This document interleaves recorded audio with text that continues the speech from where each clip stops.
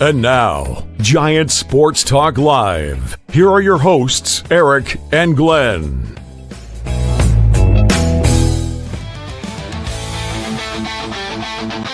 We're talking Giants every day.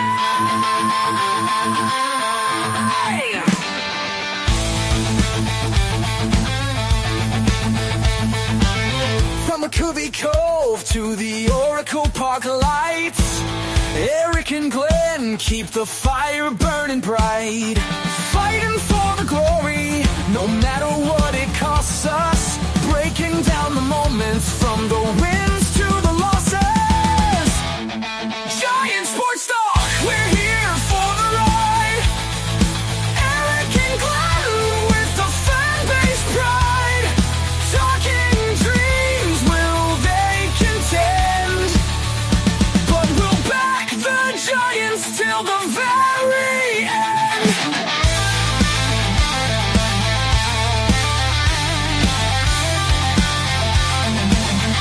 Let's go, Giants! Yes, yes, yes! Oh! Eric and Glenn breaking it down, all Giants all the time. Hey, Sleepy. Here. Ricky.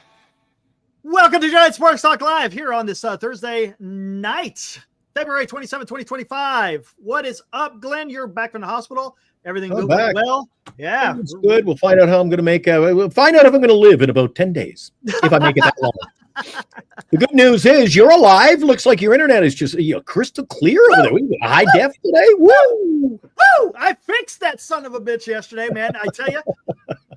My good friend Ibrahim, who's in the chat, me and him were trying to figure this out, downloaded new drivers, still had the same problem. So I was like, you know what? It's only going to be one of two things. It's either the modem or it's the damn cable. So took a little trip down to Walmart, got me a cable, and woo! We're good to go, man.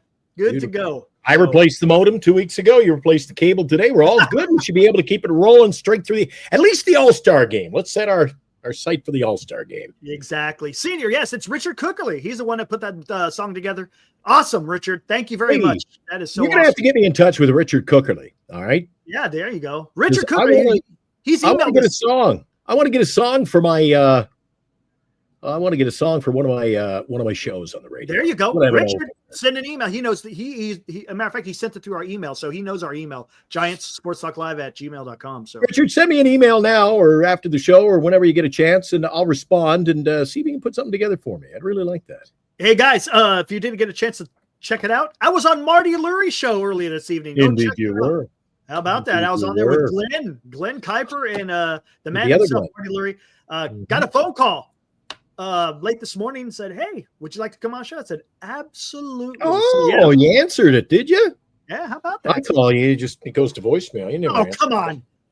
To be honest with you, it went to voicemail. I had to call him back. But so there you go.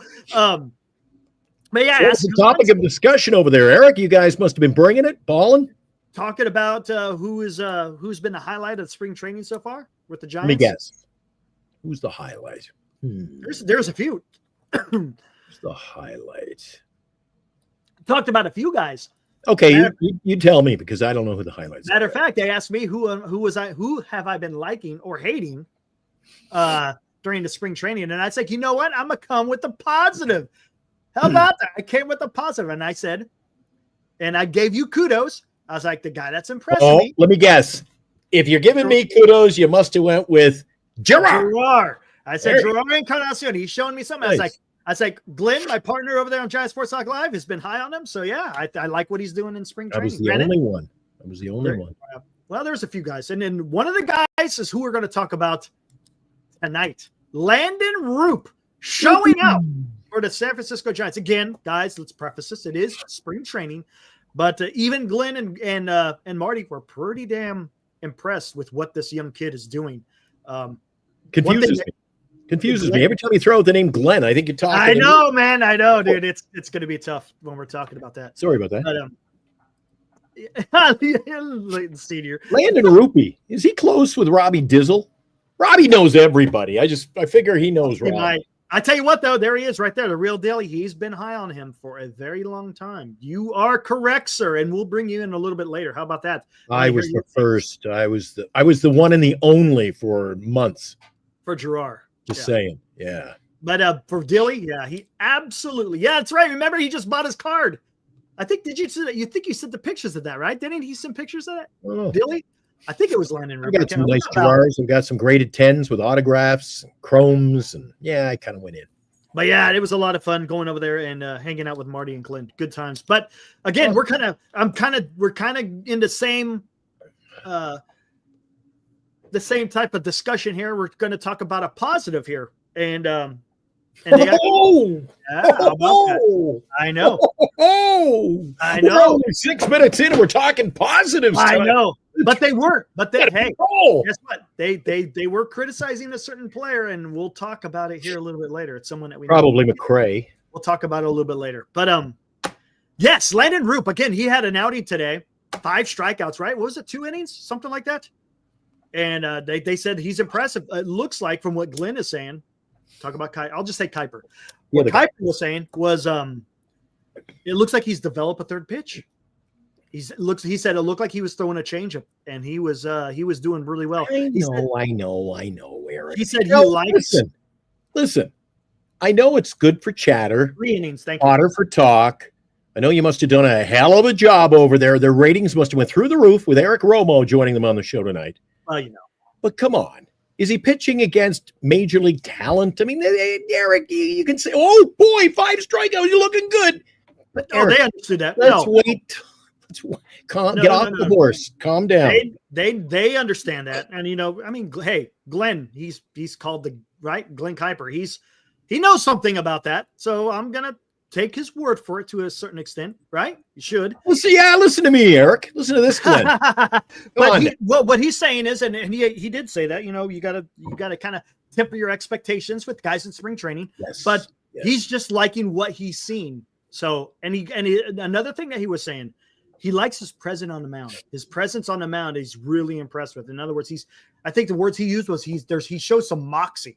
So look, hey, that's what you want, right? When you have a guy on the mound, talk about a starting pitcher or any pitcher, you command that mound. This is your territory. Act like you freaking know what you're doing here, right? It's like us. We act like we know what we're doing every day. But yeah, it's great. So look, I'm gonna tell you something right now. If he's gonna play a part in this, having that third pitch is going to be huge. And you're starting. You can't be a 2-trick pony with a curveball and a fastball. Sure, you're going to get some outs, but you got to be able to. Right? I agree. That's why I've always questioned that. I don't know enough. I mean, I don't think some days when it comes to some topics, Eric, we can voice an opinion, but we really aren't in the know. I don't get to see Wisnott pitch. Right. But when you come and you say, hey, we got this high prospect pitcher. He's a 1-pitch pitcher. I go, ooh, that might be a little bit of a problem. That's a problem. I want to see a guy who can adapt and builds his game, so to speak, at the minor league level before he exudes for the Giants. Right. You got to – it's whoever's pitching. I don't care. Eric, whoever's in the starting pitching, just bring it, man. Bring the tool. Bring the tools. Come to play. And it's interesting because, sticking on the subject of pitching – Kuiper said the same thing about pitching. What we've been kind of saying, question marks to a certain extent. Question marks. I'm having chest pain. He said there's question marks about Ray, Hicks, with Harrison. He said there's going to be some questions that have to be answered on as far as the rotation is concerned and how this is going to pan out for the season. Talking about our 42-year-old pitcher at all tonight, Eric? Fallen, and I can't get up. Yeah, so not too. Honestly, we really didn't touch on Verlander. Kind of in passing, nothing really. See, guys, see, Eric and I are on the same page. All I do. I've fallen, and I can't get up. And Eric immediately knows what pitcher must I be talking about. Absolutely, it's there. It's on the table, Eric. Right. Well. Real quick, Cole's asking a question here. He goes, since Roupp is probably not going to make the rotation, will he start the bullpen? Hey, well, Cole, it's funny because I saw you in the in the chat there in Marty's show, and that's what they said. They said he's making the team. He's either going to be in the bullpen or he's going to be a starter, one or the other. Oh, and I asked number 5 or bullpen. Number 5 or bullpen, and because I even asked Marty, I go, would you rather see him get stretched out in AAA or would you rather see him in the bullpen? He said he would rather see him in the bullpen to get some work in. So there you go, man.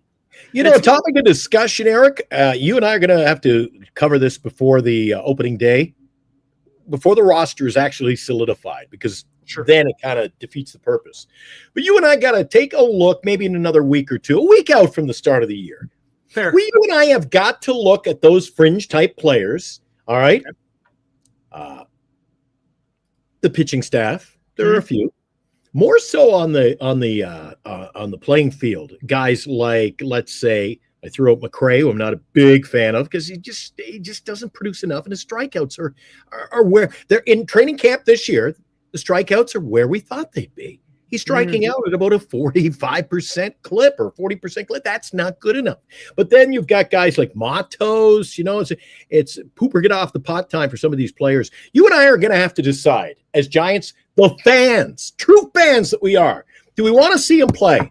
Do we want to see him play a role sitting on the bench, or do they got to go back to AAA and play every day, Eric? It's funny. Well, it's a great question because we're kind of diverting a little bit here. We'll get back to pitching here in a minute, specifically Landen Roupp. But just real quick, Kuiper said he wants to see Matos get a lot of playing time. He's like, if he doesn't start, then he wants to see him not sit on the bench. But if Ramos needs a break, if Lee needs a break, if Yaz needs he wants to see him play. He may not necessarily be starting. Now, I don't know. That they're going to have to figure out how to do that. Like, he wants to see Matos play. So he thinks he could be an around-the-clock type of player. Okay, spare a guy in left field, spare a guy at DH, spare a guy in right field. Even have him as DH as well, right? He said he could even have him. Too young. We've talked about it before. They said he's young. They said he's young. He's got to work. He's got some things to work on, right? Which is fair. I get he's still young. Now, to your point, talking about AAA, Piper says, hey, Luciano needs to be in AAA.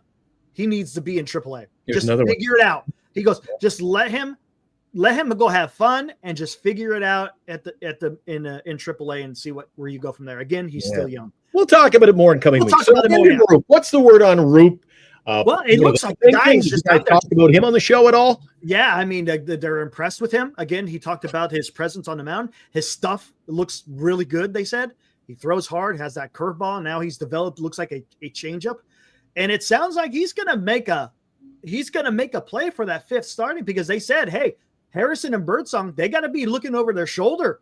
Hey, well, this guy could be, and that's fine, because that's what competition does. It fosters that competitive fire. Hey, if you want it, you got to go take it. What's up, Armand?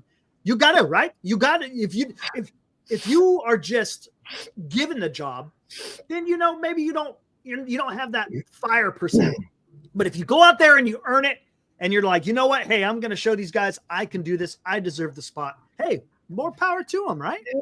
You know something else, Eric? There's a lot of competition out there also for your money, your dollars. True. When it comes to a quality credit card. What can I say that I haven't already said about bettercreditcards.com? It's a website. You go there to get a better credit card. Okay, that's really probably all I need to say for most of you, but I still have time left, so how about this? At bettercreditcards.com, we have different kinds of credit cards, some with better points and perks, some designed to help you build your credit. Whatever stage of life you happen to be in, we want to help. Give yourself a little credit. Bettercreditcards.com. That's bettercreditcards.com. So before we go any further, answer this for me, because I haven't gotten a chance to see the show. Later on, when I settle in and get my work done, post Giant Sports Talk Live and my radio bit, my real job, I want to know, Eric, when I tune in to watch you, Kuiper, Marty, are they by chance covering any of the training camp? Are they there yet? Where do they stand? Are they getting a chance to see these guys? Oh, perfect. Yeah, Kuiper's down there. Marty's been down there. Matter of fact, Marty, he was talking about his tweet. He said he's got like 60,000 views on that one at bat of Bryce Eldridge. But I mean, that's a big name, right? And he's going to attract a lot of attention. All right, was But, he a topic of discussion? I know we're all over the place tonight, but you covered a lot of stuff over there, and it has to do with the camp. So, are they? Did you talk at all? Yeah, about they him? talked about they talked about Eldridge, and basically let him simmer, so to speak. They said, hey, he needs to. And then freaking Kuiper brought up a great point. Never even thought about this. One thing about Bryce Eldridge: never played football, basketball, soccer. And when he was playing baseball, he was a pitcher and a hitter. Right. So he said that the issue that Eldridge may be facing is his footwork. You don't deal with footwork when you're a pitcher. And if you don't play other sports, you don't have that foundation of footwork. And you got to have it, right? You got to have that footwork. You got to be able to, again, to move those feet. And if you don't, you're going to run into issues especially when you're playing on the infield. So I was like, man, that's a great point. I didn't even think about that. Never thought about it. Well, that's why they're pros, Eric, and we just do a show. Yeah, we're just, hey, dude, right, exactly. But yeah, it was a lot of fun. But again, all right, back to this is what I want to do. And we've been talking about this, and then let's talk about what Posey has said, because he's talked about how he likes the young arms. Okay. Yeah. Well, then let's see those young arms. It's like that's why I want to see Hicks move to the bullpen. I know he's not. It's whatever it is, what it is. I know. But We're man, broken record. But if Buster Posey says that he likes the youth, then why do they say that, Eric? And then 3 days, it only takes 3 days, and they deviate. They deviate from exactly what they tell us. I agree. And you think, I think I might have an idea what's going on, because I think for all intents and purposes, let's just say it for this exercise. Verlander's gone next year. Okay. So that opens up another spot. Is he though? Is he? Oh, if he has a half decent year, then why do see again? Can you trust a single word then that Buster would tell you? Because Buster said, well, if he, we don't know. We would have no problem bringing him back. Let's see what happens. I'm just as hadn't even taken the ball. Haven't even been fitted for the uniform. We wouldn't mind bringing him back. Let's just see what he brings us. Gotcha. Yes, I agree. I'll talk.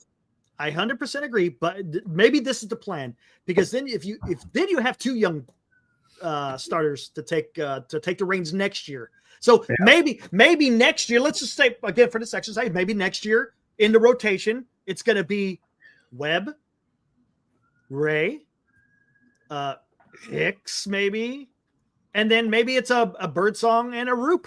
Maybe it's a Harrison and a Roupp. Maybe whatever it may be. Wizenhunt. Who knows? Maybe it could be Wizenhunt. We don't know. But there's different things that they could do here. I told you in a recent show that in a couple of seasons, Eric, it is not out of the realm of possibility to see a completely overhauled pitching staff. Yeah, true. No, we could.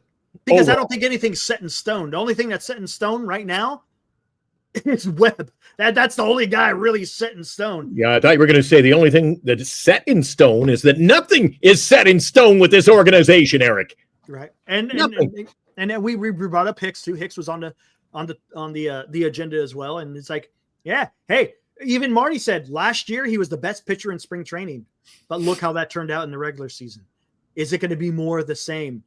Kuiper even said he's got electric stuff, and he said this, but sure, he might be throwing 97, 99 now, but what is he going to be throwing at the end of July, beginning of August? They say, are you going to still? Probably not. And Kuiper said, what's he going to do when he doesn't have that 97, 99? Can he get guys out by throwing 94? So it's going to be interesting. It's a question mark. Big league bats are different than preseason, Eric. And guess what? Bats at that time, when you get into the dog days, that's when the bats start feasting, right? On guys that are starting to leak oil. Yeah, it won't be the bats that get overly tired. The pitching will die down a bit, and we see that. We've seen that as Giants fans the last couple of years. We saw that with you throw out the name Hicks. Yeah, Hicks. He died in the second half last year. And he did. Promoted to the bullpen. And it's possible that may happen again. We'll just have to see how it's all going to play out. But this is exciting because this makes me excited because I want to see the young pitchers. I want to see what they're, because Birdsong excited me last year. I like what I saw. So Harrison, not so much. I mean, he's still young, but we'll see what he could do. Birdsong never really let us down. He gave us some good innings, and Yeah. I was never overtly disappointed. I was surprised because I was intrigued with him. he was supposed to come up last year, Right. and to be able to do what he did without even being a consideration because of injuries, he came up. You know, he had some success, then he had some failure, then he adjusted and had some more success. I like that. Jesus, Eric, he came in last year, and I thought he came in and he performed quite admirably. Yeah, he did. He did. I didn't see much difference between you brought him in after 1 or 2 games. I thought he was an equal to Harrison of 2 seasons. Right. You know what? Let's see. He fit right in. And this is why, and I think I speak for you as well, maybe some in the chat. The whole Bird song, maybe not in the lineup, in the starting rotation. Eric, this just, I don't know if it's leaving a sour taste in my mouth, but how is he, what are they seeing at the big league level that you and I aren't, and that Marty isn't, and Glenn isn't, and a lot of our fans and our fan base in the chat are like, all of a sudden it's like, well, you know, it could be Harrison and Hicks, and then you got Ray and Verlander. There's your starting. Whoa. We're not even at camp, and you see, they're doing that a lot, Eric. I thought training camp in days gone by was when you go and you limber up your game in the first week or two, and you show them what you got. You got guys who, and I know there have been players who can eat up the spring training, and then they're in the toilet and you never hear from them again. Right. But you got to give guys a chance, Eric. When you're penciling in the lineup, they were telling us before camp broke, where they went to camp, the pitcher showed up that Hicks was in there, and I'm like, where did that come from? You know what, man? We don't even know, honestly, because we're not privy to the conversations. Maybe they're having those discussions. Maybe they're saying, "Hey, whoever it may be, you're competing for this position, so you got to go out there." And like I got with the title, you got to show out to a certain extent if you want to have any type of consideration. So maybe that's what's going on. Again, not in a healthy way, not in a way where you're a dirtbag and we don't want. Yeah. No, I'm not. So I'm just saying, best man wins, so to speak. Hey, look at this. Senior is agreeing with you. And I don't know. You know what, Senior? Appreciate that. Thanks for stepping up to the plate for me. But it isn't just, somebody in there said, hey, I would trade, who is it? Salsa says, I'd rather trade Hicks. You know what? If Hicks can put together a nice season and he proves himself, then trade somebody else. Trade one of the younger pitchers. Eric, you got to start making deals. You know what? You can't keep everybody. Pick a lane. What's going to happen? Don't want to sound like the broken record. Don't want to sound like NorCal. Pick a freaking lane, Eric. Here we go. Let's get into both of these. Salsa says, rather trade Hicks. Teams will trade for him for a closer role. He can tell the team to start him or not. Only the Giants would do that. Okay, so we got that. And then we got Senior saying, trade Ray and move Hicks to the pin, or trade him and play the 3 young guns. Here we go. Both legitimate statements. And I tell you what, I think at this particular time, you're holding on to them where it's going to be key, Glenn, and they cannot miss. I mean, we're putting the cart way ahead of the horse. We're talking trade deadline, but those 2 guys, if you want to get playing time for your young kids and they're showing something, but there just isn't room, then at the trade deadline, then maybe you go, oh, hey, we'll trade Ray. Because if you think about it, Ray's contract compared to starting pitchers right now, it's kind of a bargain to a certain extent. You'll have another year. You'll finish out the year, and then you have another year of control. Hicks, you'll have another 2 years of control after this year. So yes, if depending on where the Giants are, I would trade them in a heartbeat to get some really good talent if it's possible. Now, whether or not that happens, and it depends, right? It depends where the Giants are. And then you just go from there. But they got to be. We could talk about this later. Giants cannot miss at the trade deadline this year. If they got pieces, you know what? Yeah, but I'm not talking, Eric, about trading pitching or trading any of your assets or to try to, hey, let's make the playoffs. I'm saying you Buster Posey better start getting a handle on what the future of the organization is. Correct. Work with the future of the team. Now, it shouldn't right now be about winning a playoff round and World Series. Eric, it's got to be, they got to look after 6 years of Farhan at what the future of this organization is. And it can't be sitting fiddling. I don't know. Maybe, I don't know. Sitting idly by. Yeah, I keep saying stuff like that. I might. They can't sit idly by, Eric, and just keep everybody and not have a direction. Right. Bob Dylan says you can't have no direction home. You got to know what you're doing, Eric. Exactly. And they haven't shown me that. And here we go. And I can't go another trade deadline like the fiasco. No. And here's the thing. Putting on a Snell and going, I think we'll take nothing for him. How about we just take nothing? I tell you what, bullshit. You're onto something. Talking about building the youth, and if you hit during the trade deadline, if you, there you go. Look at me having chest pains. Think about it. You could fast forward your quote unquote rebuild time, right? Yeah, exactly. It's a clown show, right? You could fast forward it rather than always just relying on a draft. Look, and hey, maybe this is something they're thinking about. Since they know they're losing 2 draft picks, hey, it would behoove them to go, you know what? We may need to make some hard decisions here at the trade deadline and give up some guys we may not want to give up, but it's for the benefit of the club. I'm sure those discussions are going to take place. Now, if they sit idle and they pull a quote unquote Farhan, no, that ain't getting it done. But you could absolutely, and we'll see what happens because I want to see these young kids, man. That's what makes me excited. What for the last couple of years, I've always said, I want to see Ramos, I want to see Matos, I want to see Harrison, I want to see, Matos. Or I agree. I agree with you. Totally agree with you, Eric. But at the end of the day, it's not so much about seeing just young players. I want to see a lineup set in stone. I want to see here's our team we're running with. Not this freaking instead of having 8 guys out there, Eric. Wow, we actually have a team that's 7. We've got 17 that we kind of interchange. And just give me 8 players in a picture, Eric. Give me my 8. Give me my starter. Give me my cleanup hitter that I know when I go to the ballpark that I see him in the lineup. I see him playing. You can spell him once in a while. That's fine. Other teams do. But why do we try to reinvent the wheel when all these other teams and all down through history start a guy 140 games? He's our guy at third, and he plays. He's our guy at first. We don't even have a first baseman. Problem is we're behind the curve because of the previous regime. Unfortunately, we're gonna have to let this play out to a certain extent. It's not going to get fixed overnight. But that's why I'm saying you better have a pretty good idea of what you're working with by the trade deadline. And if it means moving off guys, and even if it means taking a step back, Eric, to get some good young youth, whatever you got to do, it's not about winning now. It's time to build the future, a positive future for the San Francisco Giants baseball operation. And I think that's the path that they're going to take. Now, again, more to come. I want to say again, man, this 5th spot is going to be fun to watch just to see who is going to be the last man standing.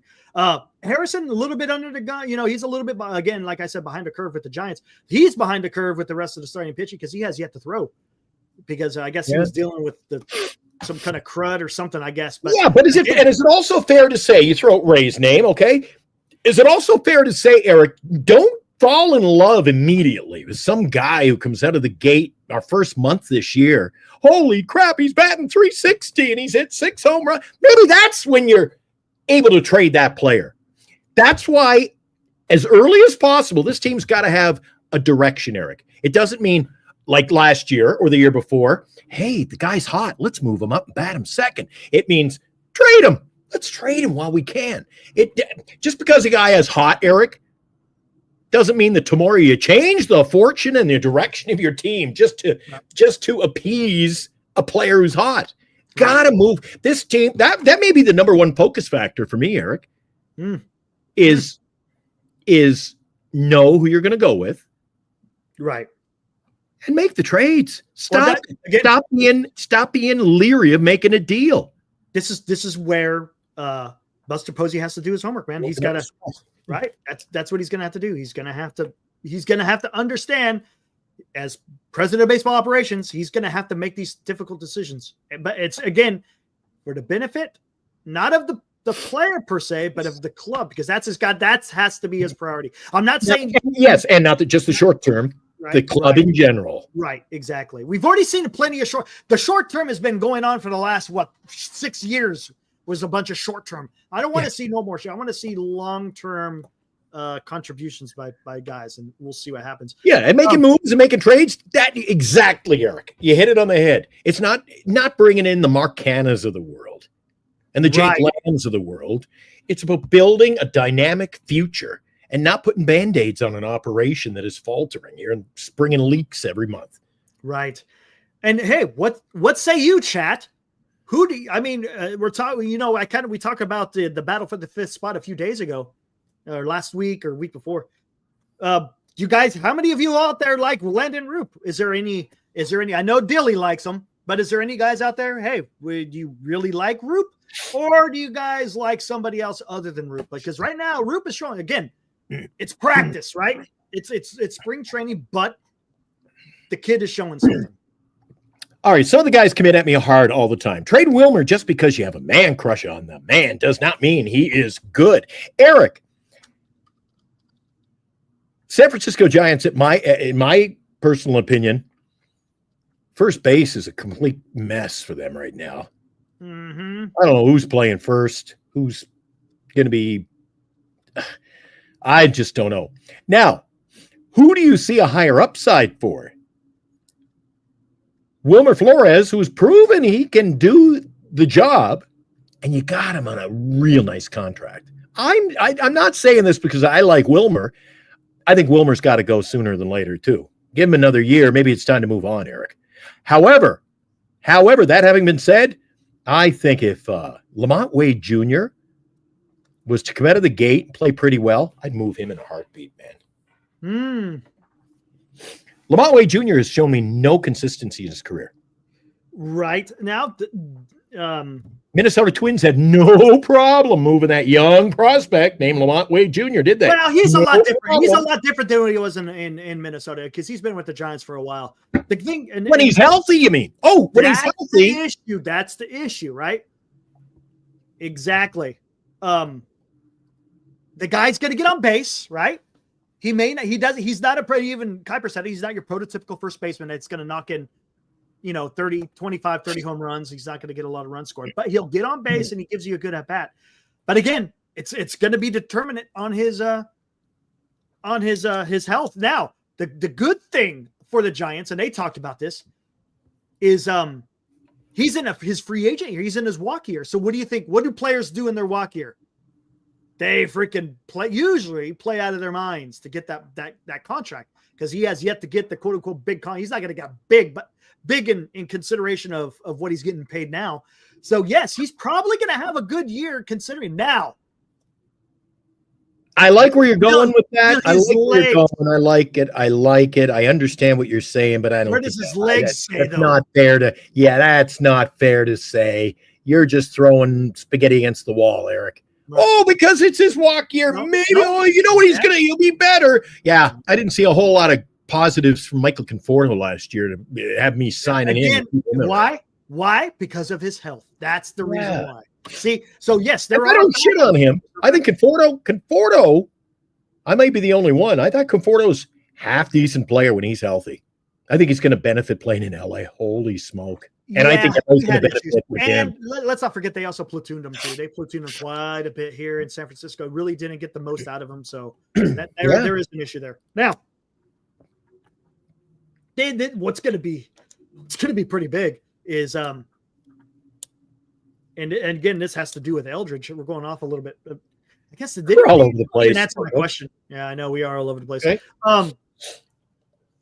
What if again? This is what if Eldridge is struggling this year in the minor leagues? Do they make him stay another year in the minor league? So then, what do you do with first base next year? So it's going to be tricky, because right now it's okay right now to have the Wade Wilmer, at first base. That's okay. But next year, if for some reason Eldridge isn't ready, we could have some issues there, and the Giants are going to have to address that. No, you can't even start. Don't even Don't even chat like that, Eric. Don't even throw that out there because you just spent the last 4 or 5 months saying it doesn't matter. Doesn't matter. Next year, first base is covered. Next year. So now you can't say, what if next year it's not? Hey, hey, it is. He better be ready. He better be ready. Look, and I think he will. I think he will, Eric. And He's this going is the thing, to be a major league stud. I want to see him succeed because the Giants, man, they're putting a lot of effort into making sure he's good. And granted, for the most part, I think he's going to. I'm just saying. Oh, he's going to be a stud. Hey, what if? Are you a fan or a hater? Come on, he's going to be good. He's going to be elite, Eric. The guy. I ain't going to say elite. I'm not going to because let me see what he can do first, and then I'll. Hey, he's going to be good.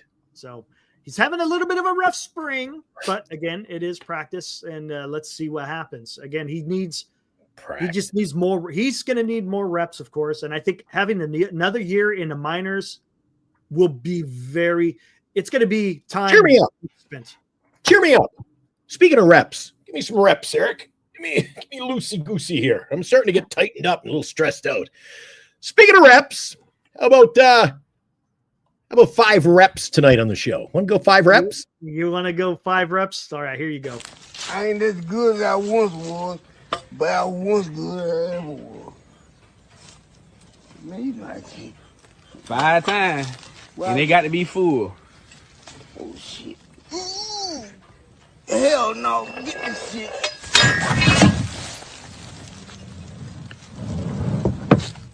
Things, Eric, just Every work time. my little key brain, and that's one of them. Oh, God, I love that.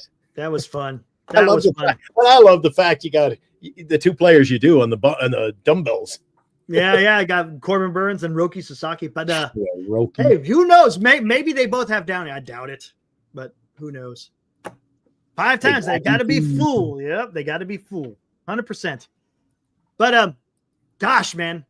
All right. Where's Dilly? Dilly, you out there? What's going on with any talk, any chatter? I know he's always a guy. He's a bone of contention with me. But all this hype and all the talk and all, the love of talk about a man crush and love affairs. Any talk over on Marty Laurie's show today about McRae and his numbers? He just can't hit at the major league level, man. If he can't hit, he can't hit in training camp whatsoever. Yeah, He's batting 200 and a lot of Ks. Both Piper and Marty both said he has the tools, right? He's got the power. He's got his and then Marty was talking about at the game against the A's. He almost had a guy at third, kept a guy at second base with a deep fly ball. So he's got the ability. The problem is what we always say, it's the strikeouts. You got to be able to hit, Eric. It doesn't. If you look at a guy who's a young player like a la, any of our a top prospect in your organization, anybody, and you say, "Oh, look at this young kid we signed at a high school. He's going to be ready to go in a couple of years." 5-tool player. I don't think it matters what the tools are. If you can't hit, you can't hit the curve. You ain't gonna be using the 4 tools that are really good. And you gotta be able to, Eric. I'm not making any excuses for McRae because the stats, the numbers, they do not lie. Right. Well, they don't lie. And he had one hit today, and it was a little dead duck quail.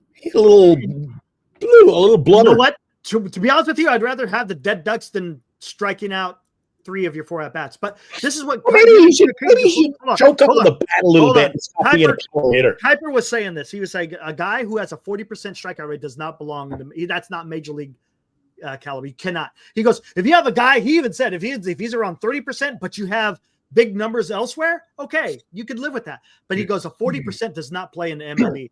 And he even said, I don't know what he could do. I mean, he goes, guys who come up to this level are already kind of set in their ways, so to speak, as far as their swing. Because I even asked, I said, hey, why doesn't he take a little bit of swing out? Just find grass. Because I said he could wreak havoc on the base paths, right?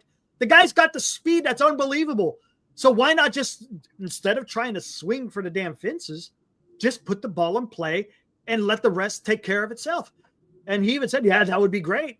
But again, it's kind of tough to have him do that because he even talked about, hey, maybe take a swing out, maybe choke up something. That he said right now.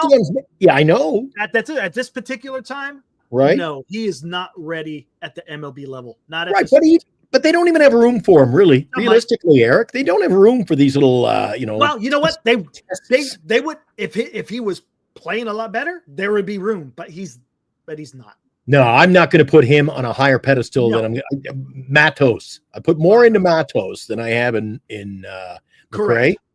Correct. There's just not going to be enough room. McRae is going to be a AAA player. So is Meckler.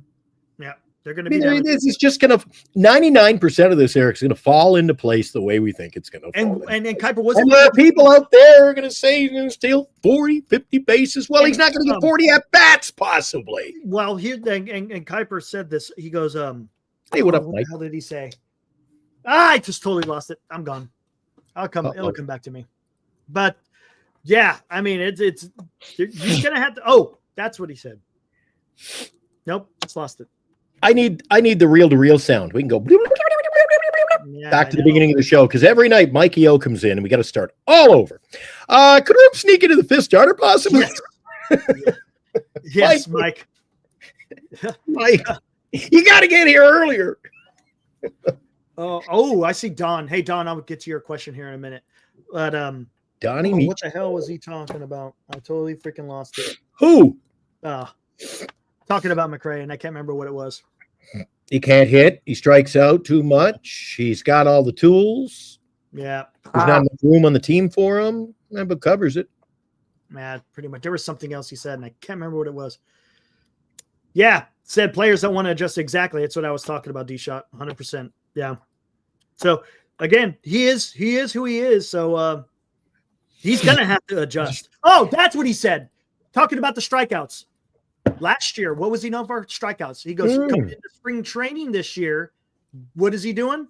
Still striking out. So there, he said that's a problem. So again, something to keep your eye on. Can he fix it? Can't have the case. You just got to get the bat on the ball, Eric. If he's going to get playing time, give me 5 at bats, right? 4. They got to be fool. They got to be fool. But yeah, I mean, heck, that would be, just. Look, you're not going to always get a hit, but you don't always have to strike out either. You know what I'm saying? Man. Hey, where's Glenn Kuiper these days? I know he's at camp. Is he covering the camp for anybody? Has he gone in? I guess he just got the spring training a day or two ago, something like that. So yeah, he's down there. Him and Marty are always out there. I like Glenn Kuiper. Yeah, I'd hire him in a heartbeat, man. Glenn Kuiper, he made. That's to me. Sometimes a broadcaster makes the game. Glenn Kuiper doing those A's games, man. Good stuff. Can turn a solemn situation into a good day. Yep. Don Michio. What's up, Don? Saw you there in Marty's chat. Thank you for the kind words. Appreciate that, Don. I still think Robert Rothberg's a possibility. No, he's talking about Luis. Oh, Luis. I don't want Torkelson. That's just me. What's up, Robbie?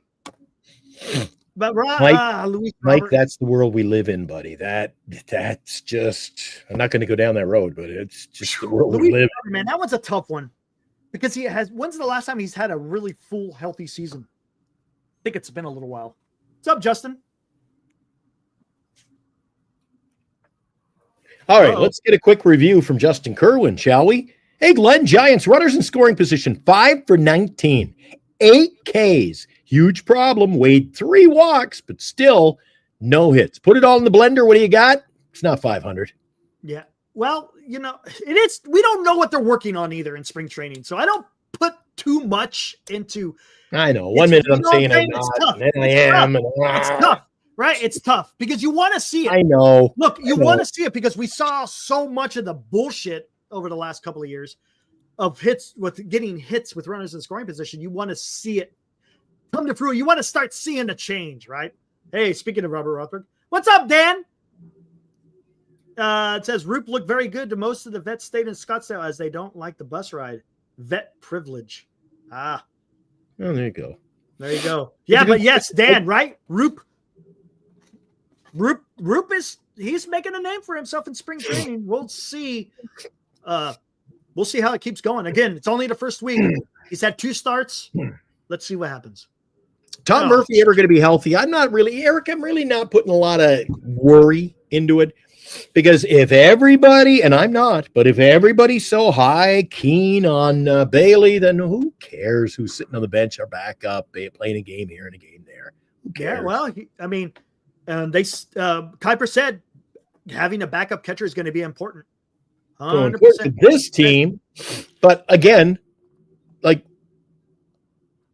a lot of these topics we talk over and over about, Eric, but again, when do you get worried? If Bailey bats 200 and it's July, am I in here going, Eric, I told you so? Like, what is this? Oh, yeah, but he can frame a pitch. I don't care. I don't care. There's more than there's more to catching than getting down as, what was it, in the squat and framing a pitch. That's going to, hey, we haven't even gotten into this new rule where you can challenge pitches, Eric. Yeah, that's not going to be till I think either next year or the year after. They're doing it in the preseason, and it's become a farce. Yeah, they're just practicing it. It doesn't matter. These are you got pictures. Max Scherzer, who can be he got fooled by his own catcher. He got fooled by his own catcher.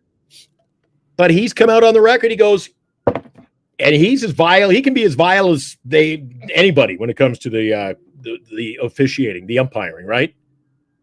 Max Scherzer, a little grizzle there, and he said the umpires do a pretty damn good job. What are we doing? What are we messing with here? Well, yeah, whatever. I don't like it, Eric. What the challenge is robots? What are you getting, robots playing the game? You might. But look, Max Scherzer is also the one that wanted to have a freaking ghost runner. So, well, there you go. I mean, it's not like all his takes aren't always exactly correct. I figure if you can't play the shift and you can only have 2 pickoff moves to first base, then what are we doing? Screwing around with robots calling pitches, and let's go to the replay. Was he wrong? And you know what? If I was the union, if I was the umpires union, Eric, I wouldn't want those things at all in baseball, because do you realize when you sit down and watch a Giants baseball game, every time they go to the replay, it seems like they're about 8 out of every 10 are overturned. Dude. I tell you what, you know what might be a better solution? Get rid of that stupid ass box. Get rid of that stupid ass box. Why have the box up there? Because that's what everybody yes. What did Matt Stairs say about that? Their mind. Get rid of the box. Matt Stairs had a good comment about that. He goes, those cameras aren't following the game from directly behind. They're off to an angle. You don't know where that box is. You don't. The position of that box, that could be 3 feet ahead of the home plate. That could be 3 feet behind the home plate. Who knows? That could be behind the damn umpire for all we know. Yeah. Get rid of the freaking box, and then you don't have to worry about this stupid challenge bullshit. They've changed a lot of that. Maybe I'm old school, Eric. Now, back in the day in baseball, and I watched a lot of NASCAR racing, big race fan growing up, and I watched the Indy 500 every year. And they do those things, Eric, with like 5 cameras, and I loved it. They'd show you the cars going around the track. Now they got in-car cameras, and sometimes it's too much, Eric. Well, you're probably too young to remember the 70s. Maybe in the 80s, you'd watch a game from some of these places like Philadelphia. There'd be a huge wall behind center field, and there'd be a little square cut out, and the camera sticking out of it. The cameraman would be directly out in center field. Now they got cameras here, there. We got the McCovey Cove Dave camera. We got the dugout cam. They got Eric. Just give me 4 or 5 cameras. Just let me watch the ball game. This is the problem. Technology, man. That's it's changing everything. Technology. I'm old school. I get it. I understand. It's just, unfortunately, it's just the way it's the wave of the future. Yeah, well, sometimes it can cause serious problems to your future, Eric. Oftentimes, in situations like this, they make the big changes, and what do they inevitably do? It all whittles back to the old. It all comes around, comes full circle, as they say. We used to say that, matter of fact, in the Air Force, you stay in the Air Force long enough, you'll see it come around again. That's exactly what happens. It'll change like 5 different times, but it comes around the way it was in the very beginning. All right. Dallas Heiliger, what's up? The challenge system works well and is fast. I can attest to that. I've seen it in AAA. It's fast. When there's a challenge, whether it's by the batter or the pitcher or even the catcher, it's boom, boom, boom. It's quick. You can't even tell. of what's going on, to be honest with you. You see the So big scoreboard. but the umpire makes a bad call. I mean, They want to be precise on everything. That's the And were you aware that as they're implementing this slowly now, and again, they're using this at the training camps right now in the camp games, when they make a call and it's overturned, you retain it. You retain So this can go on and on and on, Eric. Yeah, I don't think it's Don't make a mockery of the game. The players are human. The umpires are human. I think Major League Baseball should be the one. Remember the situation where a guy lost his no-hitter with 2 outs in the ninth, the White Sox pitcher back, 7, 8 years ago, Eric? Yeah. Major League Baseball should have, and they've got their replay room, they should have a light system. The red light come on in the ballpark. We are reviewing the play, not the manager. We are reviewing the play. 30 seconds. They've got 30 seconds. It's done one way or the other. Oh, we didn't have enough time. We're moving on. But, Eric, when you can run to the umpire and go, I'd like to challenge that. You just challenge the call at first base with 2 outs last inning. Oh, we want to challenge the pitch. And 2 pitches later, we want to challenge. We were successful. We want to challenge that one too. Eric, come on. Let me see a baseball game. No. Look, you got to be careful, because remember, if the team doesn't think it's going to be legit, they're not going to challenge. Now, I would save the challenges, in specific parts of the game, when there's hey, does it change the whole complexion of the game? It's not a big deal. You only get the challenge system. I liked it. Me and Senior, we watched it 2 seasons ago there in the River Cats game. And I thought it was fantastic, man. It was quick. I mean, it is. I don't get too caught up in what other players are saying. When you actually see it in play and with the way it's working, it's not as bad as challenging the balls and strikes. All you gotta do, you just tap your head, and then they go, okay, let's look at it, and it literally seconds goes by. Whoop, okay, challenge is upheld or challenge is overturned, whatever. Then get rid of the umpire. Then get rid of the umpires. We don't need them. But that's not it, because it's not an ABS. Well, that is it. We don't need them. It's just the challenge. That's all it is. But we don't need them. You're telling me why challenge? Let the computer call the game. It might that may eventually come. Let's all sit around the couch, play Stratomatic, and watch a ball game. It sucks. I'll tell you right now. Well, Mike O has a good point here. Eric, I'm getting wound up a little bit tonight. Mikey O's got a good point. All right, you got the pitch clock, Eric, and you got 2 pickoff moves. You got bigger bases. What else can they change? Yeah. What else can we? Maybe let's make the home plate bigger. We'll get more strike calls, Eric. Yeah, hey, maybe. You never know, man. You never know. I mean, it's just unfortunately there's some of these rules I don't like. Technology, unfortunately, it's hard to change technology. It just is. Now, as far as like the stupid throws to first base and all this other stuff, yeah, it's a little bit weird. Pitch clock. Yeah, I didn't like it in the beginning, but I'm not having too much of an issue with it now, to be honest with you. Now, right? Is there anyone out there that was really having an issue with the pitch clock? I don't have a problem with it because I don't notice it. When it doesn't rear its ugly head. However, I disagree with Ibrahim. When I go to the ballpark, it's not a Broadway musical, Eric. I'm not waiting for the encore and the big, oh, good night. I want to watch a ball game. If it takes over 3 hours, I don't care, Eric. Mm-hmm. I don't care. So does that mean if Major League Baseball is doing everything in its power to cut back in times, and it's the bottom of the 8th with 2 outs and it starts raining, we go, we're not going to sit around and wait. We're just going to give the win to the Brewers. That's it. I know you all want to go home, so we're calling the game now. Yeah. Are we going to sit for 3 hours waiting to play the next inning?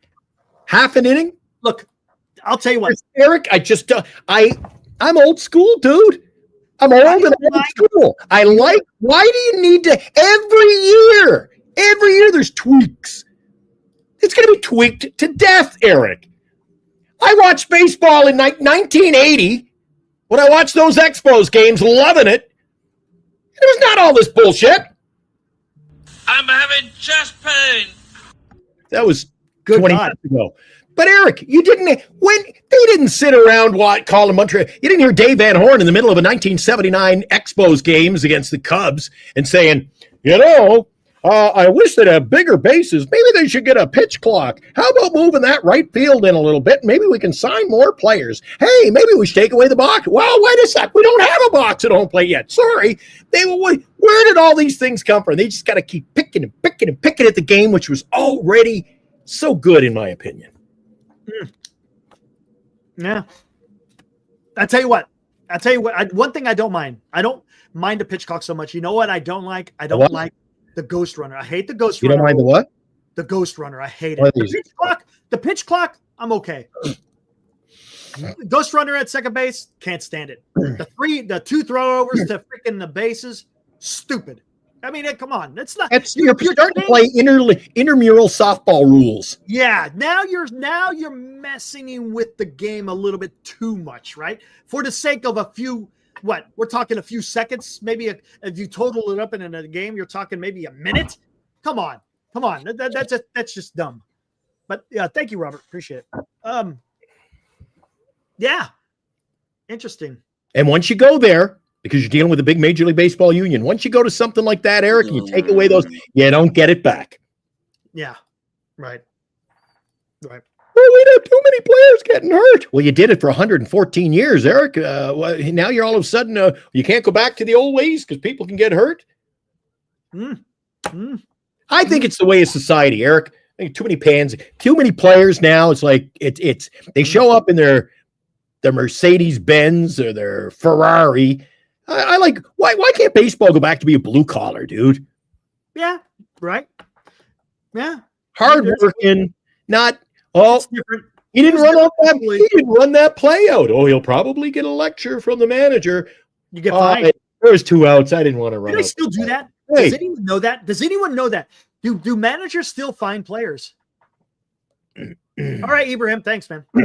Do they still fine? Do they still have the ability to do that? I think they do. All right. I don't know. It goes into a team party fund at the end of the year. Yeah.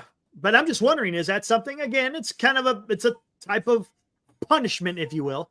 You know what, Mike, I'm going to give Mike his kudos. You're right. Too much money. Baseball's a money game. It's not a sport now. Oh, I was coming back on bus for my doctor's appointment. I caught about 3 minutes trying to get internet, trying to get Wi-Fi as I'm going along on the bus. And it was a minute. I couldn't watch your show earlier, but I did catch one clip. And you know what Glenn Kuiper said that kind of made my brain just go. I think he was talking about Matos. Correct me if I'm wrong, Eric. And he said, just let the guy play. Let him play. Right? That was Luciano. So let's get back to Luciano. Okay, there you go. Fair enough. Let's get back to, wasn't it always playing baseball? Now it's a business. And yeah, it is. It's baseball used to be, to me, Eric, baseball used to be fun. It's still fun, but you're just picking away at it's like having a scab. You just pick at that scab so long, Eric, it's going to bleed. I'm going to tell you something right now. There's a little bit of a misconception here too. And if you do some reading on baseball history, and they even talk about it on some of Ken Burns' baseball. Matter of fact, I'm in the middle of the third inning. He says too much money in baseball now. Glenn, that's why. Okay. And now, as far as the game, yeah, but I'm going to tell you something right now. The players back then, we could go back to the turn of the 20th century. They got paid. And the baseball players, they got paid more than, of course, your average Joe, so to speak, out there in the world. People like, there's a little bit of a misconception that the baseball players played for peanuts. They didn't. Look, was there some owners that absolutely were cheapskates? Yes. Charles Kaminsky being one of them. I think it was just Charles Johnson. But their players got paid back then. And there is no doubt. Now, of course, you still had the reserve clause, but players were still getting paid, so to speak. Yeah. So now, is it anywhere where how they're getting paid today? Absolutely not. It's a totally different, talk. If you want to talk percentages, it's absolutely nuts. But I'm just talking about don't think just because you watch a game in black and white that they didn't care about getting paid. They cared about getting paid. But yes, there was also a and more burning desire of playing the game, so to speak. Is that maybe the wrong words? Because I don't want to lump everybody in the same pot, because I'm sure there's people out there who desire to play the game, talking about baseball players. But you know what I'm saying? It was more gritty, I guess you could say, right? There was more grit and it was a different type of baseball, so to speak.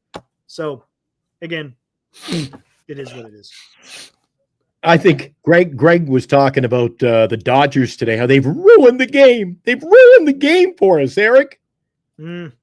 They're the only team that spends money. Excuse me. Yeah, I don't think the Mets didn't shell out. Yankees. And San Boston. Francisco Giants, maybe the fifth highest payroll. Fifth richest team, but they're Richest team. They're like, I think, in middle of the pack as Start, far as what I was going to say, start spending like a fifth richest team. I'm trying to wrap my mind Yeah, around. I got you what you're saying. Yeah. No, Dallas. The Dodgers haven't ruined this, Eric. Look, hey, They Dallas. are ahead of their time.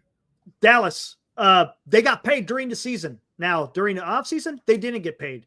So if you didn't get paid, yeah, you still got to go out there and you got to earn a buck. But they got paid handsomely. Go look at it. Oh, you must have finished up season number 3 of your show. No, not yet. No. Are you still in your third inning? Middle of third inning. Yeah, I didn't watch any others yet. But did you get to the Black Sox scandal yet? no, not yet. No. Ooh. Yeah, I know.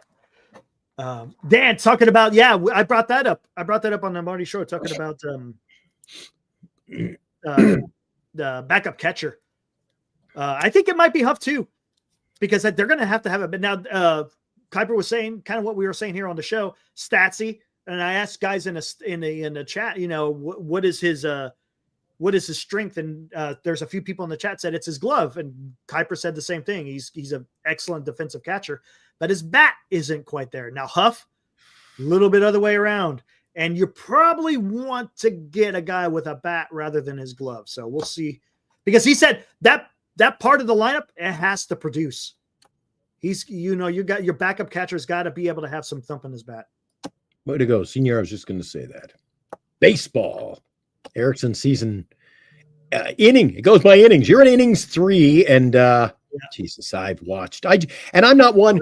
Eric, you watch it. It seems like from the beginning. I can just turn it on. I think I'll watch the second inning, the fourth inning. I like to go in. That's just me. I like to go in. Once it gets to like the mid 60s, I start to see him.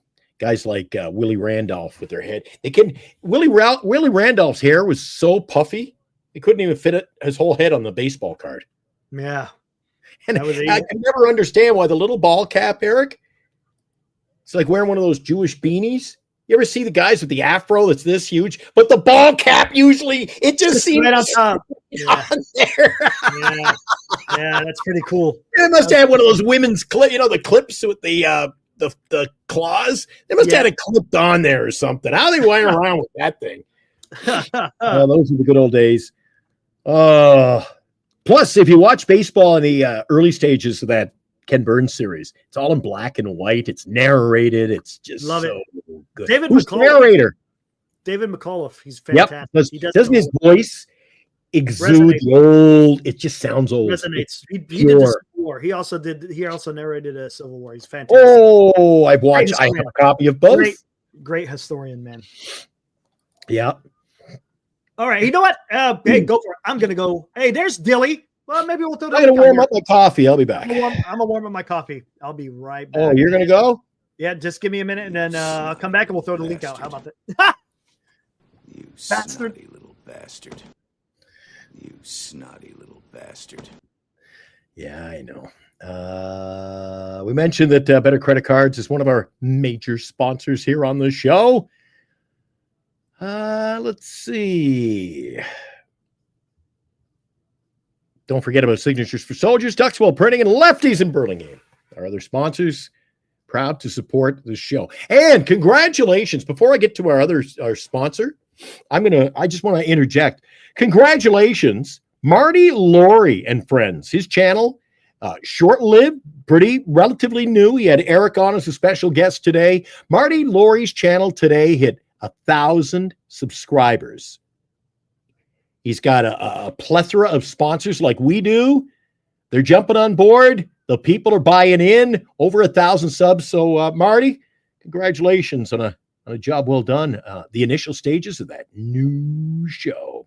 And want to also thank our other generous, you might say that, generous sponsor, GenesisGoldIRA.com. Safeguard your 401k or IRA with a tax-free rollover with a Genesis Gold IRA. This IRA can hold physical precious metals. Protect your retirement today with a simple phone call to receive a free gold and silver guide. Call Genesis Gold Group now at 1-800-200-GOLD. Find out how you can add precious metals to your IRA. Visit us at GenesisGoldIRA.com. Genesis Gold Group, empowering faith-driven stewardship. That's GenesisGoldIRA.com. That's right. So thanks again to our sponsors. Again, Marty, Lori, and friends. He's got a lot of friends over there. Hit 1,000 subs just this week. Yeah, he just went over. Great lineup of. I heard he's he stole a page from Glenn and Eric. Oh, he's a radio guy. I caught a little bit of the show, and geez, he's running the commercials. I thought we were the only ones. Yeah, he just got those. Yeah, he was reading. He's got his own commercial reads. Good on you. Good on you. There's a quality show I can support and get on board with, Eric. Yeah, he's good stuff. Good stuff. Special guest today left a lot to be desired, but that's all right. Let's throw this out here. That was Eric. Ha! There we go. You're going to take a couple of guests today? Yeah, I want to hear from Dilly, because Dilly's been high on Landen Roupp, and I just want to hear his point of view. Anyone else can pop on there if you want. Go for it. Sharks talk. Nah, sharks are the sharks. As they would say in the biz, it is. Oh, wait. Wasn't Chardall doing the play-by-play tonight? Yeah, it's funny we haven't heard from him. Let's see if he's on. Oh, Jesus. Take a look. You want to check in on Chardall? Let's check in on Chardall. Is the game over, or is it He still mustn't have been very pumped up. The Montreal Canadiens posted a 4-3 overtime victory today, Eric. Let's see. Live. Is he on? Cole Caulfield scored his 28th. Oh, he's hold on. overtime. What is this? He's whoa, what? The 20th. He scheduled something out for June 25th. Huh? Hockey season will be over. When did he say he was he supposed to do 2 hours ago? Oh, he just did a post game. That's all he did. He just did You can't do Chardall, you can't do play-by-play of a post game. Come on, man. I thought he was going to do a freaking play-by-play. Here's my Chardall. You ready? Thanks, Justin. Hi, Eric. How are you tonight? Pretty good. How you doing, Chardall? I want to sing a song for you. But I'm going to sing it to you in July because I know you'll be pretty upset then because Verlander will have lost like 12 games. Where's Glenn? I love Glenn the most, but I love you too, Eric. I'm a big fan of Dan. I'm a big fan. I mean, Eric, I'm a big fan of you. He's a big fan of everybody. He goes over on Big Red. He goes over there on his show. Biggest fan. I am your biggest fan. I wanted to go head to Eric. I wanted to go head to head with the guy. Oh man. Up the right wing board, set in front. The Roadrunner has the puck. Tipsy doodles his way over the line. Cuts into where the net. He cuts behind the net. He'll try to center one in front. The Roadrunner. He's your favorite, isn't he? There you go. The Roadrunner. The rattlesnake. All right. Well, I guess Dilly isn't out there. Dilly, you out there? If you're not, then it's all good. Then I wanted to hear what he has because I know he was high on Mr. Roupp, young Mr. Roupp. He is. Yeah, Chardall lets me down. Eric kind of sometimes has to. Eric talks me off the ledge before or after a show. He's like, Glenn, I'm telling you, he's not going to show up. And I'm like, yeah, he promised. He promised. And then Eric goes, he ain't gonna. It's like Christmas Eve. I was so psyched and so ready for Christmas Eve show. And Eric's like, dude, he's not going to be there. I'm like, well, he promised. I mean, did he lie to it? He promised. And what happened, Eric? Yeah. He bailed. missed the bus. He bailed. He didn't have bus fare. He couldn't get to the studio. It was over before it started. And then what was it? Oh, I had to watch Christmas movies with my mom. Yeah. Hey, priorities, right? Family time. I guess he doesn't love us as much as he once said he did. Oh, what do we got now? Here we go. What's up, Dilly? Trying to get rid of the polar bear. Uh-oh. Yeah, polar bear. Where is he? In jail? No, that's a transformer. That's a transformer? That's a It's transformer? his powerhouse. No, it's not like the superhero transformer, like a power transformer. I gotcha. Yeah, You're he's reaching. living in his Big- powerhouse. The You're big reaching. electrical transformer. Gotcha. Yes. There you go. He ain't gonna let the Alonso go. Hey, you get to hype him all up again next year. He'll be a free agent. Yeah. Oh, I didn't. At the end of the day, it didn't matter where he went. I still like. I'm a Peter Alonso fan, anyways. But Right. he's living in his powerhouse. And you know what?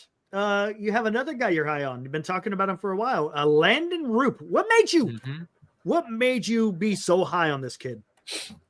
Well, when my dad and I were watching him last year when he came up, we were like, the consensus was, and he called it out first, but I very much so agreed, was that he just looked like he knew what he was doing on the mound. Like his mound presence was solid, and like he looked like a pitcher. He didn't look like it was too big for him, which is a big piece of it. Like, didn't show signs of being a head case or anything like that.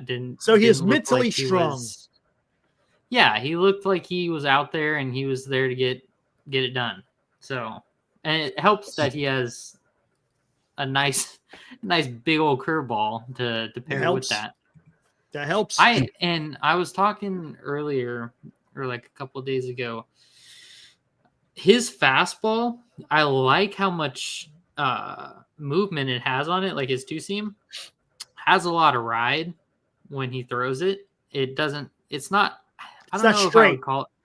Yeah, well, I don't know if I'm sure it's listed as a sinker, but I don't know that I would go that far to say it's a sinker, because it doesn't sink a whole lot. It just kind of it rides a lot.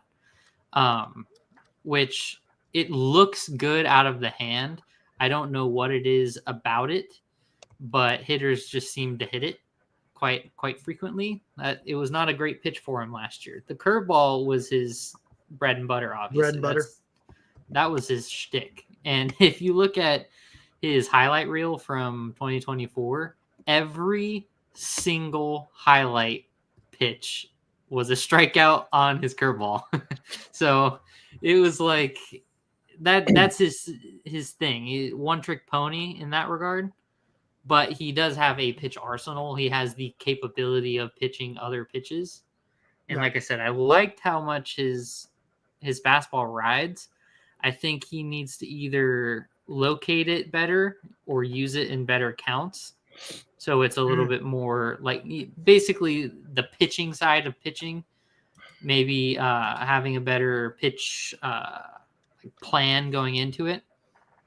Like, I'm going to throw this at this time, this at that time, that kind of thing. And that could be all like developmental stuff, like coaching them up and blah, blah, blah. Dilly, do you follow any of the other teams? Are you following the preseason? Who's hot, who's surprising, anything like that? Because I noticed our boy Sagano threw yesterday. It looked good. I do not follow Sagano, I can tell you that. I did take a look at the Orioles today against the Blue Jays earlier in the day, because I saw they were threw 28 pitches yesterday. Didn't give up a run. Looked good. Didn't Webb throw like 8 and got through 2 innings or something like that?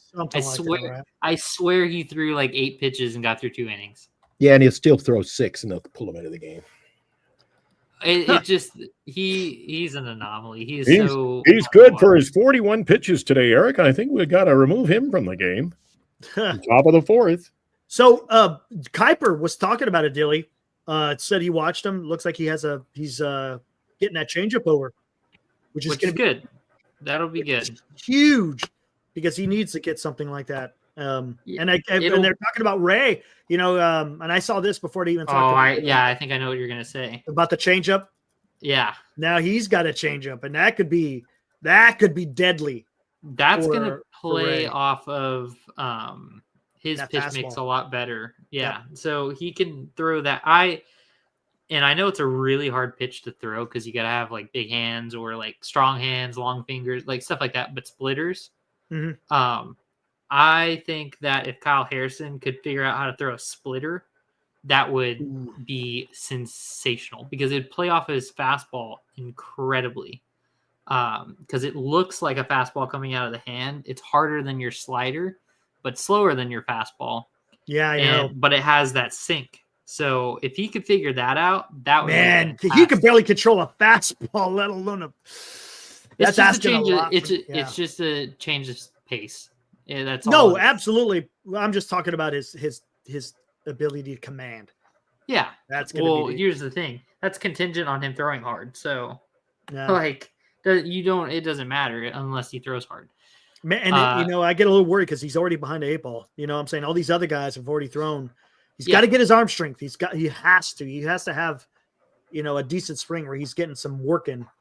Yeah, absolutely. And as far as Roupp goes with that changeup, that would be very good as well because that'll play off of if his fastball is more horizontal than it is vertical. That changeup with that drop, the bottom dropping out of it, will play off of that much better. Right. That's why I advocate for the sinker or the splitter so much, is because it gets a lot more vertical depth on it. Unless you're like a Logan Webb who throws a freakish changeup that gets a lot of sink on it. Yeah, it's got to be right, especially to lefties. Yeah, exactly. So if he can throw a changeup that has some sink and his fastball has a lot of run on it, then that would be a good 1-2. And then obviously the good old Uncle Charlie to back it all up. But I like that. I don't mind that at all. And then Ray, same thing. Ray, if he could throw, Ray and Harrison profile very similarly in their pitching like mix motion. Oh, just their types of. Yeah, just the type of pitcher that they are very similar.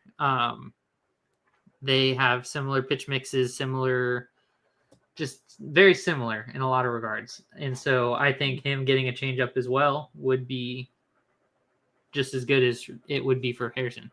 Exactly. And Farrell, he is not wrong. Splitters, if you don't got a strong arm, it will destroy your elbow.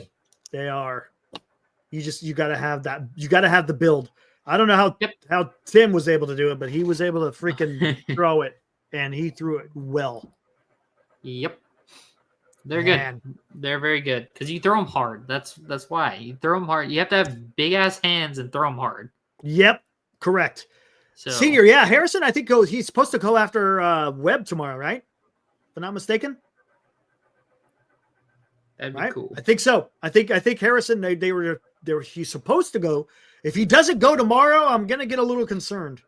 Because the guy needs to go out there and throw, man. So far, there has not been a Giants pitcher who's in the starting rotation contention / already is in the starting rotation that has looked poor. They've all looked really well on the round. They've all looked really good, which is cool. Giants back in the field tomorrow, Eric. Yeah. And they've got Logan Webb penciled in to start tomorrow. He's supposed to start, right? And I think Harrison's supposed to come in behind him. That was the report that I saw a few days ago. So we'll see whether or not that actually happens. Hopefully, but he's got to get working. He has to. And if they push it out another day or two, okay, not a big deal. But if it's a lengthy, I don't know what's going on. Supposedly he's sick, right? I guess that's they'll be throwing him against LA Saturday. No one's really saying nothing.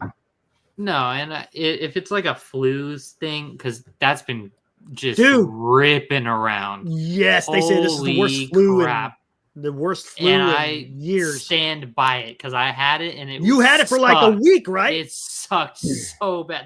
It knocked me flat on my butt. So if that's what he's dealing with, freaking take as much time as you need. Because it's like you're sick as decommissioned from life for at least a week. And then life. Yeah, for at least a week, and then the following week and a half, 2 weeks, you're just beat. Your body is tired and just whatever. So I feel for him if that's the case. Yeah, but Dilly, you say take all the time you need. If I'm Harrison, I'm a little leery. I'm like one of those guys who's afraid to take vacation at work because when I come back, it may not be a job. Yeah. If I'm Harrison, I gotta be looking over my shoulder a bit.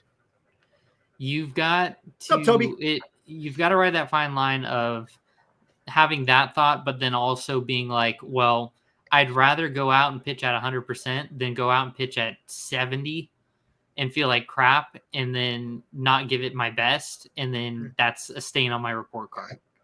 Right. Yeah, fair enough. I just think he's got to be looking over his shoulder a bit. No, absolutely. Yeah, 100%. Because he sees what Roupp's doing. He Exactly. sees what Birdsong's doing. Birdsong's throwing gas. So. Well, how do you feel if you're Harrison, who's pitched a couple of years now, Eric, and he's been part of this rotation, fair and square, and all of a sudden, before camp starts, Buster Posey says, Hicks is in the lineup, and now we're going to have a battle. I'd be a little pissed. You say it brings out the best competition? I'd be pissed. I'd be pissed. I'd be like, hey, that's my job, man. That's my job. There'd be locker room brawl, man. He doesn't have enough weight to throw around to be pissed at anything. Not yet. So if he was lights out last year, then yeah. Right. But he wasn't. So, and wasn't the year before that either. He's got to show it before he can start getting salty about it. And still, even so, he has options. Yeah, so it's wait like, a sec, Dilly. I understand. I agree with you to a degree, but that's Harrison's job. You're talking about penciling in a guy who you had to pull from the lineup halfway through the year last year, and now we're plugging him back in. So when is enough from Harrison for you? Well, when he can. Well, did Hicks and Harrison not pitch a very similar amount of innings last year? Yeah, they're around the same. They both got shut down. Yeah. So different reason, though. Harrison suffered injury. He was out of the lineup. Hicks, they pulled. They put him in the bullpen, but he also had injury. He had a shoulder injury. He almost blew it out. See, again, this goes back to San Francisco Giants baseball where they don't have a plan of attack, Eric. I thought when they moved him back to bullpen last year, I thought, okay, this experiment is done. Gave him a little chance. He got to play starter. Well, now he's starting again. Come on. What is this? Dilly, what is going on with this organization? We cannot pencil in a lineup to save their life, man. Well, he was signed as a starting pitcher, so they're going to use him as a starting pitcher. Well, they didn't last year? Well, they did until he. Until the question marks popped up. Those question marks popping up, flying all over the screen. Yeah, I mean, and the thing is when they put him back in the bullpen, he was already spent, so he really didn't do nothing in the bullpen. Yeah, no, he was done. When they should have just not put him in the bullpen, they should have just shut him down like Harrison. Well, Dilly, what do you think? Here's a question for you then. When we're talking about the pitching rotation, what do you think of them going pre-camp and announcing that? Well, he's going to be in the lineup, and do you think they spoke too soon? No, I don't think so, because you have to the sooner the better for that kind of stuff, because the sooner you can tell a dude that you're going to be a starting pitcher, because it's a totally different build-up process. If you know you're going to be in the bullpen, then you have to build up like you're going to be in the bullpen. If you know you're going to start, then that's a totally different process. And that starts way early in the off season, like way early in your conditioning routines. You're like that could happen before 2025, like the way you start working out and stuff like that. I know, but aren't they? So are you not happy? Or Eric, chime in. Do you think should this organization be happy with Birdsong and Harrison? Should they not be happy? Why are they not rounding out this starting pitching staff? And why did we sign Verlander? And don't give me this, he's good in the locker room. He's a rah-rah guy, and he's going to teach guys. And then retire and become a coach. You always need innings. You can never have too much I think pitching. that's what it must be. It's just season innings guy. Maybe you can never have too many innings. Yeah, we'll find out how many they have scheduled. The pundits, they say he's going to throw 90 innings this year, Eric? I've heard everywhere from 103 to 90 or something like that. So, well, that's a small window. 100 or 90. It ain't a whole lot, really. Yeah. I think he'll be up there. I think he'll get over. He was the San Francisco Giants' answer to Burns. Don't forget that. Yeah, it was, and yeah. I don't totally agree. But I think here's the problem: is I think the Giants still don't know what to make of Harrison and Birdsong, so it gives them another year. So the next year they can make those decisions. Okay, Harrison has it, Birdsong has it, or neither of them do, or one does, or one doesn't. Or I think this is going to be a big year for some of these young guys. Yep, absolutely. And that's going to make a determination on where the Giants move forward starting next year. I think to an extent, come on, they can't be serious thinking that they're going to be. And I'm not being freaking a hater, but I got a feeling the Giants probably understand. Hey, this is a work in progress. And hey, if they make the playoffs, fine. But I don't think that's the plan. I think the plan is to figure out what the hell they have. That's what I'm thinking. Yeah, Dallas slowly poking in those everyday players. Look at this. Dallas says Harrison and Birdsong have potential, but they were both 4.75 ERA last year. Mm-hmm. Okay, so you bring in Verlander. Okay, you bring in Verlander, who was 5-6 with a 5.48 ERA. Hurt. Well, he was hurt last year, so I'm not. Oh, I knew that was coming. I knew that was coming. Throw that away. He's hurt. You have to throw that away because before his injury, Harrison was hurt. Yeah. Look at Harrison. Don't be making excuses. You are. Glenn's hurt, but he's Glenn. He was a Cy Young Award winner. He's a Hall of Famer. He's old enough to be in the Hall of Fame, I think. We'll just have to agree to disagree. Yeah, I think. Look, no, you're wrong. I'm right. I'm not gonna. Now, last year Verlander was an aberration because of injury, right? I mean, he only pitched. How many innings did he pitch last year? Did he even pitch 90? I don't think it was. I think it was right at 90. And he had a neck issue. So look, you're gonna have an issue. You're gonna have problems. Now, Harrison. Yes, he wound up having an injury there towards the end too. So I mean, you're kind of comparing apples to apples there.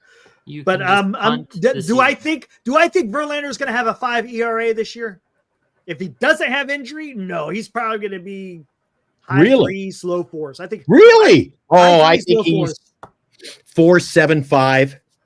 Think so? I don't know. Maybe That's it could. Aggressive. It could. Because again, depending on how healthy he is, if he's healthy, I say mid threes to low fours. He's a 42-year-old pitcher, Eric. That's the issue. It's an issue. I'm not making excuses. Well, that the beginning of the season, he's going to look fantastic. Once we get into the second half of the season, then we're going to see some wear and tear. That's my opinion on where I think it may go. What do you think Charlie Morton's going to do this year? Oh, he's going to be shitty too. Right? He's going to. I mean, what did he have last year? A 4-something ERA? He had a 4.19 ERA. Yeah, see?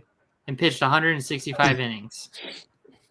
Abraham's not making any excuses. Verlander's performance isn't my concern, okay? He says his performance isn't. I just don't think that's the biggest. He'll be healthy all year. And I can't get up. That's the biggest thing. I mean, I think everyone can agree to that. That yes, Verlander, if healthy, will be good. He'll be okay.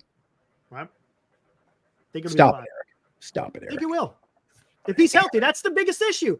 That's the only thing I have with Verlander is his health. Period. And his age, of course. Bastard. And his age. Because I still don't think that in the second half we're going to see a good Verlander. So if we sign him at 52 years old, Eric, 10 years from now we revisit this, you're going to go, holy shit, he's 52. But, he was hurt that 1 year. He was hurt that year. Remember back 11 years ago when he was hurt? Eric, come on. It's time to let it go. I don't think they should have signed Strong that. in, Verlander out. They should have signed somebody else. I 100% agree. But Sagano. it is what it is. Sagano actually looks good now as far as age. Yeah, everybody's shitting all over Sagano at 30. Yeah, that's 35-year-old. Oh, yeah, let's go get a 42-year-old and just call it a day. Yeah, that worked. What if Verlander has a better year than Sagano? He won't. It's 6 of one, half a dozen of another. Because you're taking Sagano, who's 35, that's not a spring chicken. But he's coming over from Japan for the first time ever. So you have to deal with that. Not saying that you can't just immediately be successful. We saw it last year with Imanaga. A good pitcher's a good pitcher. Senga. Good pitcher's a good pitcher. Yeah, but there's adjustments that need to be made. It's a different level of competition. It's a different league. It's a different country. It's a different baseball that we play with. There's so many different things. There will be an adjustment. Look at You know what the adjustment will be? Laughing when he goes out on the field every day saying, holy shit, I signed here in Baltimore where actually we got a really good team and I'm just going to throw some innings and I'm going to get some wins and play good baseball. He's probably happy that I can understand why he's not in San Francisco, Eric, when they're signing Verlanders. We got Verlander and Ray, two big question marks in a pitching rotation of 5, and we've got a bullpen pitcher back to starter. Do you guys, are you blind to the lunacy and the mentality of what the hell is this pitching staff? Baltimore signed Charlie Morton, 41 years old. So they also got an old guy too. The Mets signed Clay Holmes and turned him into a starter. I don't know how that's good. Mets are going to be in a world of hurt. They got 2 pitchers down. You want to talk about a screwed pitching staff? I didn't like their pitching staff when they signed their pitching staff. Now, exactly. I thought that was a big glaring issue that they did not go out there and get a better starting pitcher. So, well, we'll see.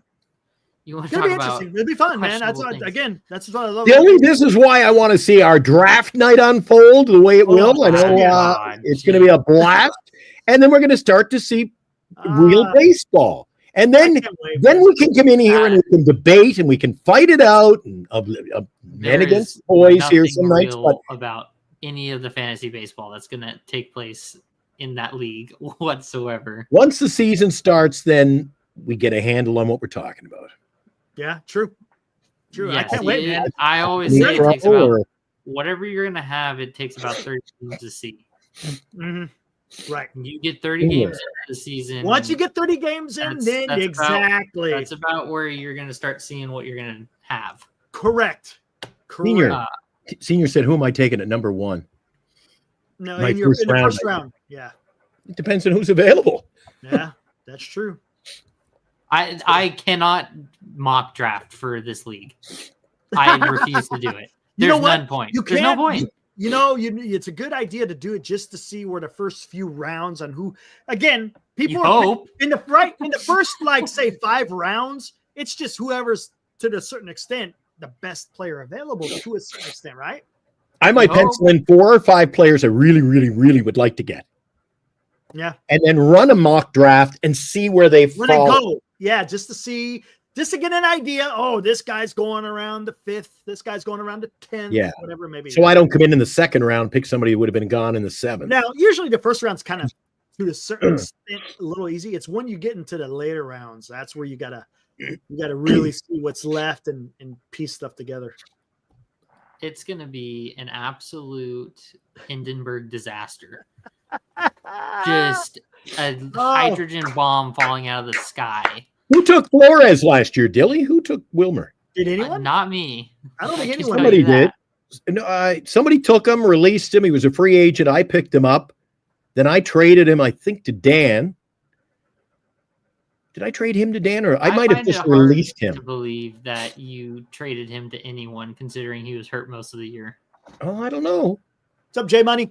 Dan traded Yastrzemski to me, and he laughed and laughed on the air. He says, "We're just a deal." And then Eric, I wish you had that video. Then Eric pulled like the Burns signing. He goes, "Dan, he waved him. He's gone." Yep. Oh, I do remember that. I waved him 10 seconds later. Dan was like, I unloaded him to Glenn. And you're like, Glenn doesn't have him. He's a free agent. He's like, I just made the trade. And you're like, he waived him already. Yeah, I'm you like, already waived I had him, to get the deal done. So I made Wow. Dan. I said, Dan, I really want that guy. Okay. And he pulled the trigger on the trade. That's when I dealt him Jung-Hoo Lee. And 2 days later, Lee was out for the year. because of the running into the wall. Yeah. Did you see he did a diving rolling catch in spring training? He better watch out, man. Yeah, I was gonna say. God, I think it's just the it's way he spring plays. Training. It's spring training, dude. Yeah, Careful. chill out. It's practice. Yeah, it's practice. Jay Money from Scotts Valley. What's up, dude? See, I remember. You guys, I want to get rid of Tom Murphy so bad. Oh, fuck. You can't get rid of him when you don't know where he's at. Well, I just think that there's so much more upside in the other guys we have in Huff and maybe not Stassi, but like definitely in Huff. But I think Murphy, when he's healthy, he's gonna be good for this ball club. Gotta get him healthy. And you guys are correct in your saying that your backup catcher, if Bailey's the defensive guy, your most everyday catcher who's just lights out defensively, gives you what he can with the bat for as long as he can. And if it starts petering out around the All-Star break, so be it. His defense is not going to wane. You need that backup catcher who's going to bring up the rear end for sure. Yep.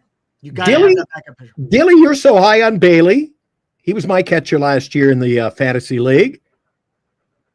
At what point, and I often go this route with Eric, at what point into the season, how do I ask this question succinctly?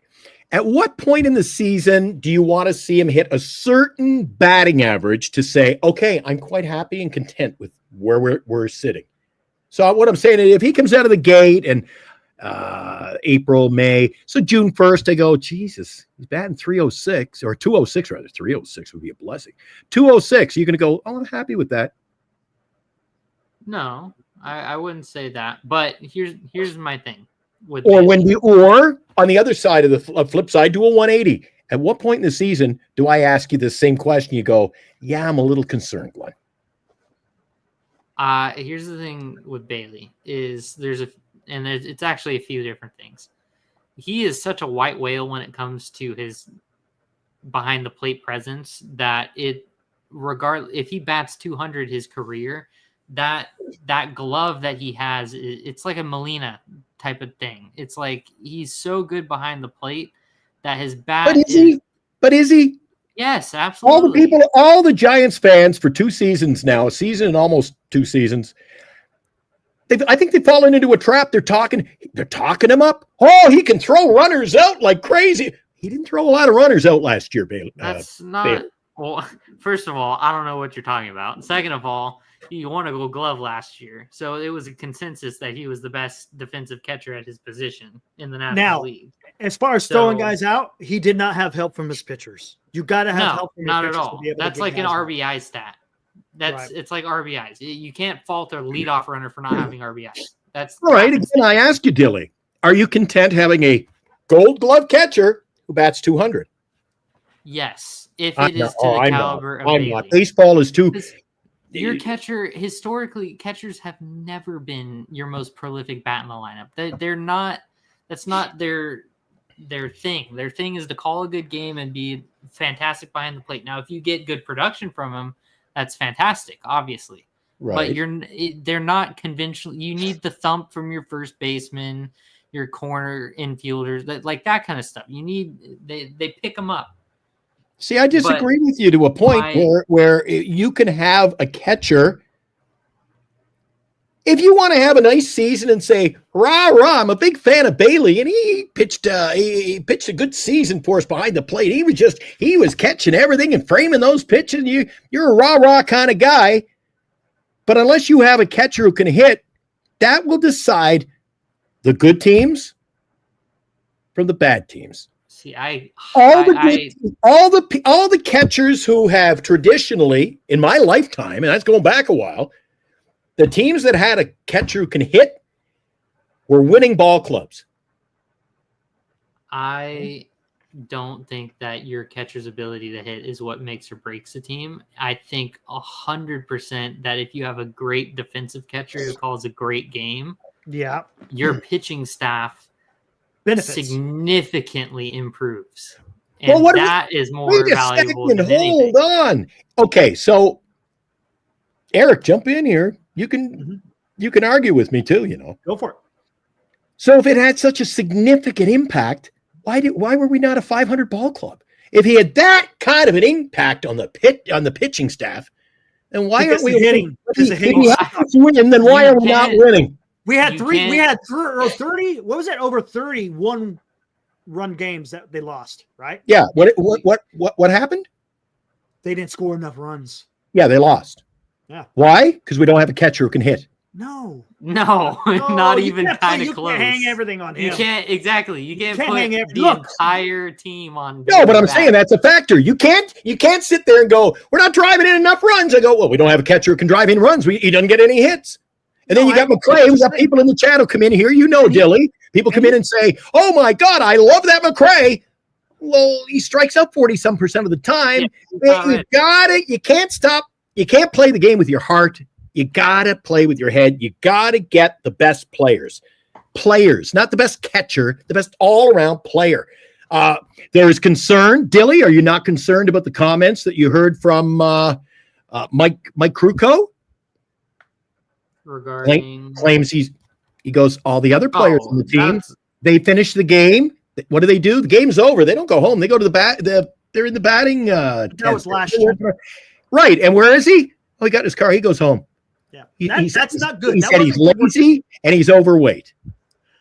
You look, that's last year. Maybe he changed. If he doesn't change, well, then guess what? The league has a way of weeding out people like that. And if he doesn't step up this year, then maybe they look at a different direction. They got that young Huff. Maybe that Huff shows something. I know you're high on him, Dilly. But yeah, last year, absolutely, there is an issue. But you can't take what happened last year and put it to this year until this year happens. I still think, and I said it before, and I'll probably say it again.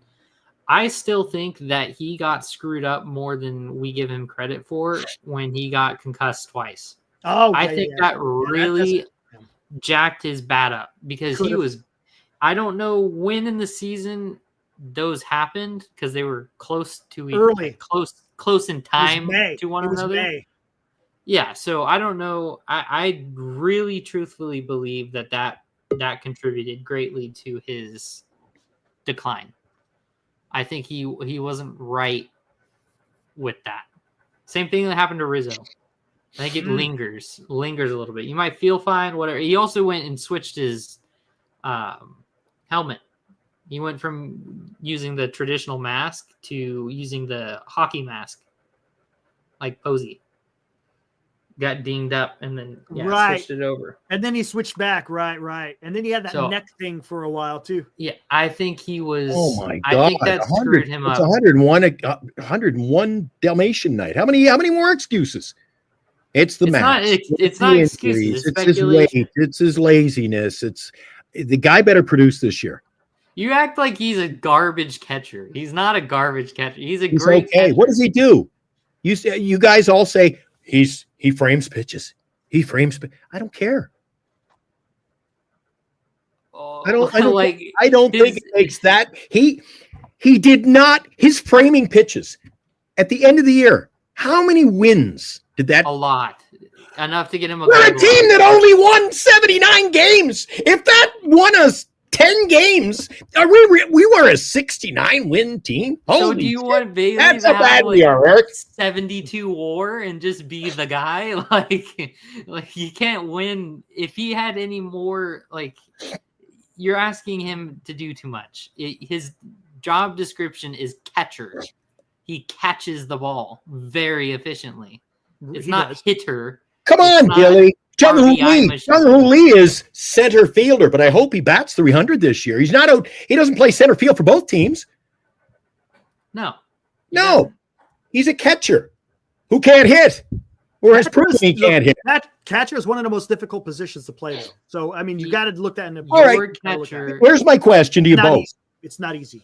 my question to you both: if we were ending this season right now, we had on the same playing field, okay, same age, same everything. To the left, you got Bailey, and to the right, you got Jorge Posada. Who is your starting catcher? That's like saying, to the but left the you problem have is you Barry only got- Bonds, to the you right you have only Mike got- Yastrzemski. You only got 2 years of Bailey. That's the problem. That there's just not enough sample size right now. So you're saying that you agree that Hold on, let me see something. You'd rather have Posada?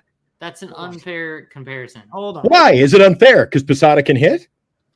No, because you're cherry picking that's an unfair comparison. Okay. Okay. I'll start again. Would you rather have Bailey or Gary Carter? Pick someone who's playing baseball right now.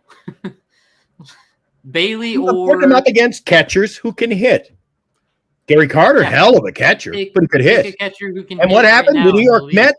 The New York Mets. They traded for Gary Carter, and what they do? They won a World Series. They went out trade deadline. Who'd they get? Catcher who could hit. Just saying. Okay, hold on one I'm second. into catchers who can hit. I don't care about. Oh, he stole a strike on that play, Eric. Who cares? He stole a strike. Let's see something here. And if you honestly guys think that he has that impact on winning us games last year, then how freaking really, really bad were we? If we weren't a 500 ball club and he won us a whole bunch of games with his glove behind the plate. Were we that? Were we the Chicago White Sox with a really good catcher? Is that all we were? Hold on. And I don't want to talk to Charlotte tonight. No. Good. Is Toby allowed to come Let's in? do this and then I'm gonna get out. No, because I'm gonna get ready to Hey, get. Toby, we got to go. Eric's cutting me off tonight. Let's. Oh, see, that's not a good one there. What say you, Eric? Are you about the Hold on, catcher, let me fix up. or are you about a catcher who can hit? Me, it's catcher who can hit. Hold on. Let me This see. is my something. philosophy. Let me see something here. Let me do this. Dilly, all you got to do to prove me wrong is go out second round in the draft. I'm not Get drafting Bailey. Bailey in the second round. Why not? That's not going to happen. Why? I'll tell you why. I 'Cause you wouldn't won't- draft. Why won't you pick him? 90%. Because he can't hit. Damn, I'm trying to get this. Yeah, So but if you won't pick him in the second round, but the San Francisco Giants will pick him in the first round, what are we talking about here? why you cannot compare fantasy stats to players playing baseball? Because if that was the case, you would Close enough. There's so many. If there was defensive metrics in fantasy, absolutely, then you would make a point. But there's not. You are strictly drafting players off of their offensive stats. Dilly, okay, Dilly. I'll try to be fair. Okay, Eric. Mhm. You might find this one fascinating. One more. If you could have a Bailey behind the plate this year for the Giants, or Gary Sanchez, who are you picking? Bailey. I'm taking Gary, Bailey. I'd take Gary Sanchez as a backup catcher. And what does Bailey do that Sanchez doesn't? Sanchez is a catcher. He catches the game, right? Yeah, but he's not a good defensive catcher. And I like Bailey. I would rather have. I know. You like Bailey. I would rather have a more defensive, call a good game, throw a bunch of guys out, Gold Glove catcher. I'd love a catcher who could throw some guys out too. Didn't have it last year. I don't know where you're getting this information from. He didn't play a full season, first of all. Right. And then second of all, Got a lot of bases on him. Let's do first two seasons in the major leagues. One of them is going to be drastically different than the other two. But take a look at this. Catchers in their first 2 seasons. First guy only played 15 games in his first 2 seasons. Second guy played, look at that. He had 15 plate appearances, 108, or I should say 801 for the second guy, 619 for the third. check it out. Again, this is the first 2 seasons of their fairly career. confident I know who the middle one is. I don't know. There's not enough information about the first one. So you can see the WAR guy on the right is pretty good. Again, taking consideration to defense. It's only estimation. The game, of course, home runs are about the same. RBIs more on the left or in the middle. Stolen bases about the same. Batting average, of course, the bat was a little bit better on the guy on the right, right?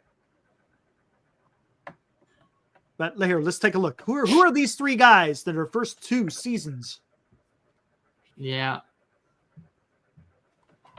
I had Bailey. Again, Bailey. that's why it's hard to compare, because again, this is going to be the start of Bailey's 3rd season. And hopefully fully healthy, like now, how is he going to develop? Is Bailey going to turn into a Gary Carter or Jorge Posada? We don't know. He's still got a lot. I mean, these guys, how many years did Posada and Gary Carter play? Played quite a bit, right?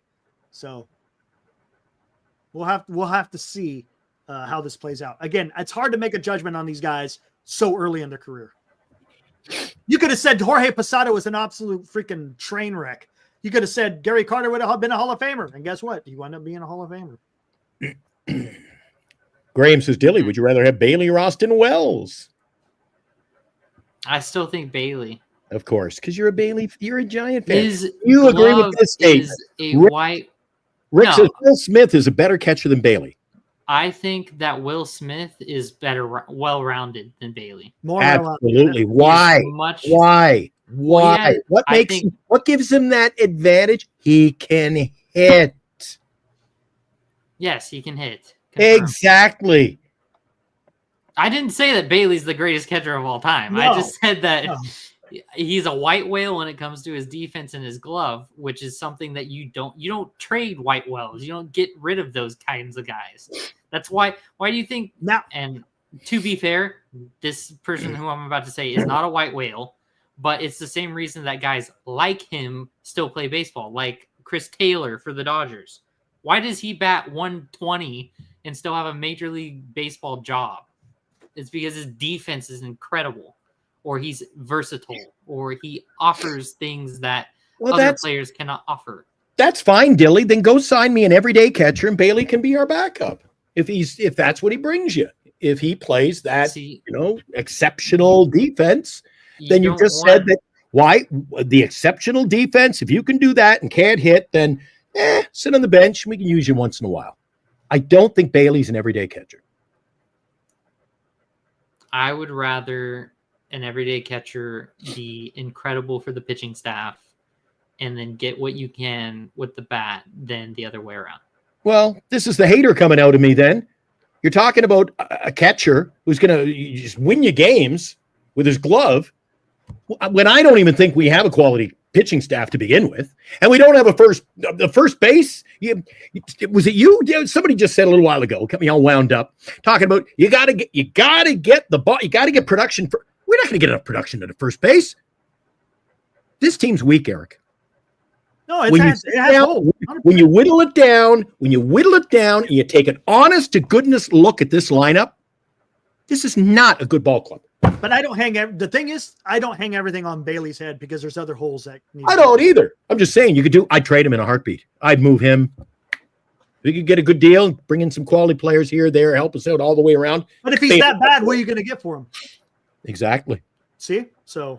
Well, maybe somebody with a really good pitching staff, Eric. Maybe there's a Dilly out there running a team that says, "I want his glove. He's a gold glove winner, Eric." Well, I tell you what, I got to get the hell out of here, guys. Dilly. And correct me if I'm wrong. Was Chapman, I believe, had more errors than he had in his whole career last year. All right. Good night, guys. But he also had more putouts. He also had more. He had more chances, and that's why he had an exorbitant amount of. Because when you're fielding the ball with more chances, then your error rate will increase. That is valid. Because I had that same issue. I was like, why has he got all these errors? Well, he's making a lot of plays at third base. So you can't if he's still sitting at the same percentages because he's making more plays, well, I'm not going to hold that against him. So let's go back to the beginning before we wrap it up. Dilly, I asked you to start this whole fiasco. At what point in the season do you say, geez, Glenn's on to something? The guy's batting 198. It's June.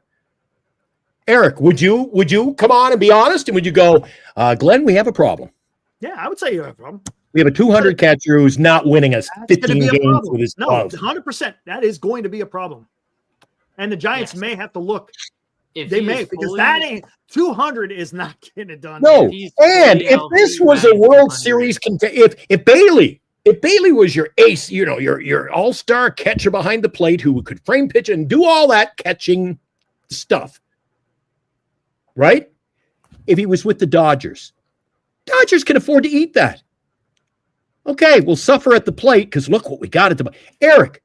This is not a 500 team, and you're telling me, well, yeah, he's a good catcher. He can't hit, but he's a great catcher. Well, at what point, Eric, do you start winning ball games with quality ball players who score runs, get hit, produce? If Bailey's going to be batting between 230, 240, he's not going anywhere.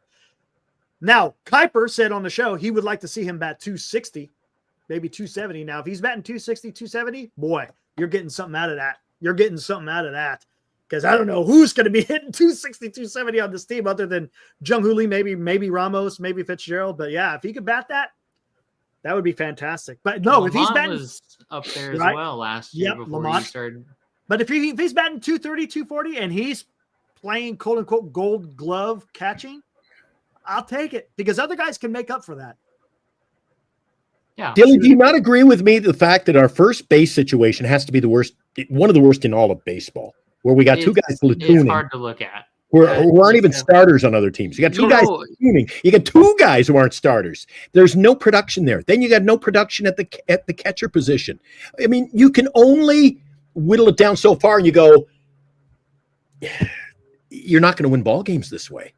Well, we're thin at first. We're thin there. And let's say Fitzgerald doesn't produce as like the numbers over a season that he did last year. Then you go, geez, we're not getting production at second, first, catcher. Somebody gets hurt in the outfield. Well, gee, Ramos, heaven forbid Ramos goes down. Then you got a guy filling in for a guy who produced last year. Eric, I just think this season smells of a disaster, Eric. I don't think it's going to be a disaster. I think it's too early to wave the white flag. I'm not going to say it's a disaster. I will not say. Hey, prove me wrong. Let's see if the Giants prove me wrong. Let's see if Bailey. One Glenn says he'll bat 200. The other says he'll bat 265. We'll see who's right. Say that. No. He said. I know, but he wants him. He'd like him to. Yeah. He ain't going to hit 265. And Dilly just admitted he can't hit, but he's a hell of a catcher. And I cannot see any catcher in Major League Baseball, Eric. No Gold Glove catcher is winning you.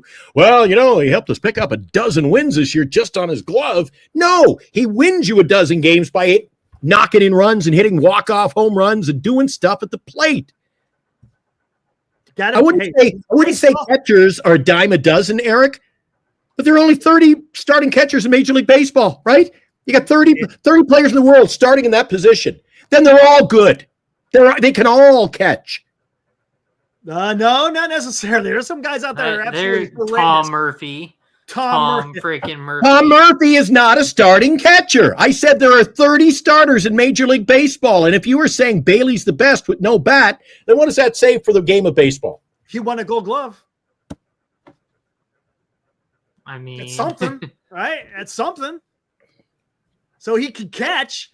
Problem is, this is bat. That's the problem. I don't think the stats lie, Eric. I haven't gotten into a brouhaha with you yet. You always say that it's all about eating innings and the production from the starting pitcher. And Eric, if Logan Webb goes out this year and goes 8-17, but you go, he ate 204 innings and he still lost. At the end of the day, the team lost. You got to put that in context to everything else. Yes, you want someone to eat innings, but you have to look. If you're eating 200 innings and you're absolute dog shit, well, that ain't doing nothing for you. Charlie Morton, and usually every single year of his career, and he's 41 years old. Right, and the thing is if you're eating innings, usually you're doing something good. Otherwise, you're not throwing 200 innings. If you're throwing 200 innings, you're doing something right. All right, hey guys, I got to get the hell out of here. So Did you want to close it down, Glenn? Are you good? Marcus says I'm wrong. Does that surprise you? All right. So I got to go. So if you want to hang out and close it out, will also be leaving. All right. Yeah, because Dilly can't handle it. He's gonna walk away. Hey, Dilly. I didn't need that. Like, no. I'm willing to go. Dilly's Okay, good. I'll Dilly's go too. good. Dilly is good. I know. All right, man. Hey, I thanks. hope Dilly respects the fact that we can go head to head and I can yell at him and he can yell at me and he can be wrong and I can be right. And we all get along at the end of the day. I'm just saying, I think you need a catcher who can hit, especially a ball club that is not a 500 winning team, Eric. There is room for improvement in a lot of things with this ball team. And one of them is get me a catcher who can hit. Maybe he hits this year, just third year. And I enter the season. You always call them question marks. Mm-hmm. When it's the first day of training camp and your television guy is going, yeah, he didn't work hard last year. The game's over. Every other player's working out in the gym. And, he went home. And he's overweight. Well, maybe he should be in the gym. And he didn't bat a hell of a batting average. There are too many question marks for a guy with a Gold Glove. Yeah. Well, we don't know. We don't know. This is a new season, new regime. Who knows? Bailey, I love you if you're watching, but, you got to step it up at the plate. If you're not stepping it up at the plate. Yes. No. Well, I don't think we're not saying that. If there was any other player, let's be honest, Eric. I don't care if Jung-Hoo Lee in June, if Jung-Hoo Lee is batting 206, do you not think there'll be people will be on the freaking warpath? Yeah, but it's okay. But it's okay. Bailey's a Gold Glover. If Bailey's batting, not a hit. They're gonna be pissed off as well. I hope to see Sam Huff. Sam Huff. There you go. See, is this what we came to? Is this what we're talking about, Eric? This is where we're at. This is where we're at. Yep. I tell you what. See Sam Huff in there. Holy smokes! I got to go. All right, Dilly. Yes, same. Thanks, man. Appreciate it, buddy. All right. All right. He didn't want to go home. See, pop back in. I got to get the hell out of here, guys. It was fun. Don't pull a Wilmer. Get out of here. You got to get the hell out of here. Glad it was fun. Guys, we'll see you. It always is, buddy. It always is. I know. You did a great job. You did a great job tonight, and you did a good job. I'm going to go catch the rest of the show. Guys, go over to, what's the name of the show? Marty Lurie and Friends. Go check it out, guys. It was fun. Make sure if you guys haven't subscribed, make sure you subscribe, man. He does a great job out there. So, and if I'm going to have a heart attack, do us a favor, do us a solid, hit the like, and if you haven't subscribed, subscribe anyway. Absolutely, and make sure you guys like and subscribe this channel, guys. We don't say it enough. We always forget. So, absolutely, guys. Okay. See you tomorrow night, Eric. Tomorrow's Friday night. Are we in tomorrow night? Yeah, tomorrow. Are we off Saturday night? I don't even know what our schedule is because Sunday night we're over on a dual show. Right. We'll talk about it tomorrow. Yeah, sounds good. We'll see you when we see you. Okay, bye. Get out of here. Woo!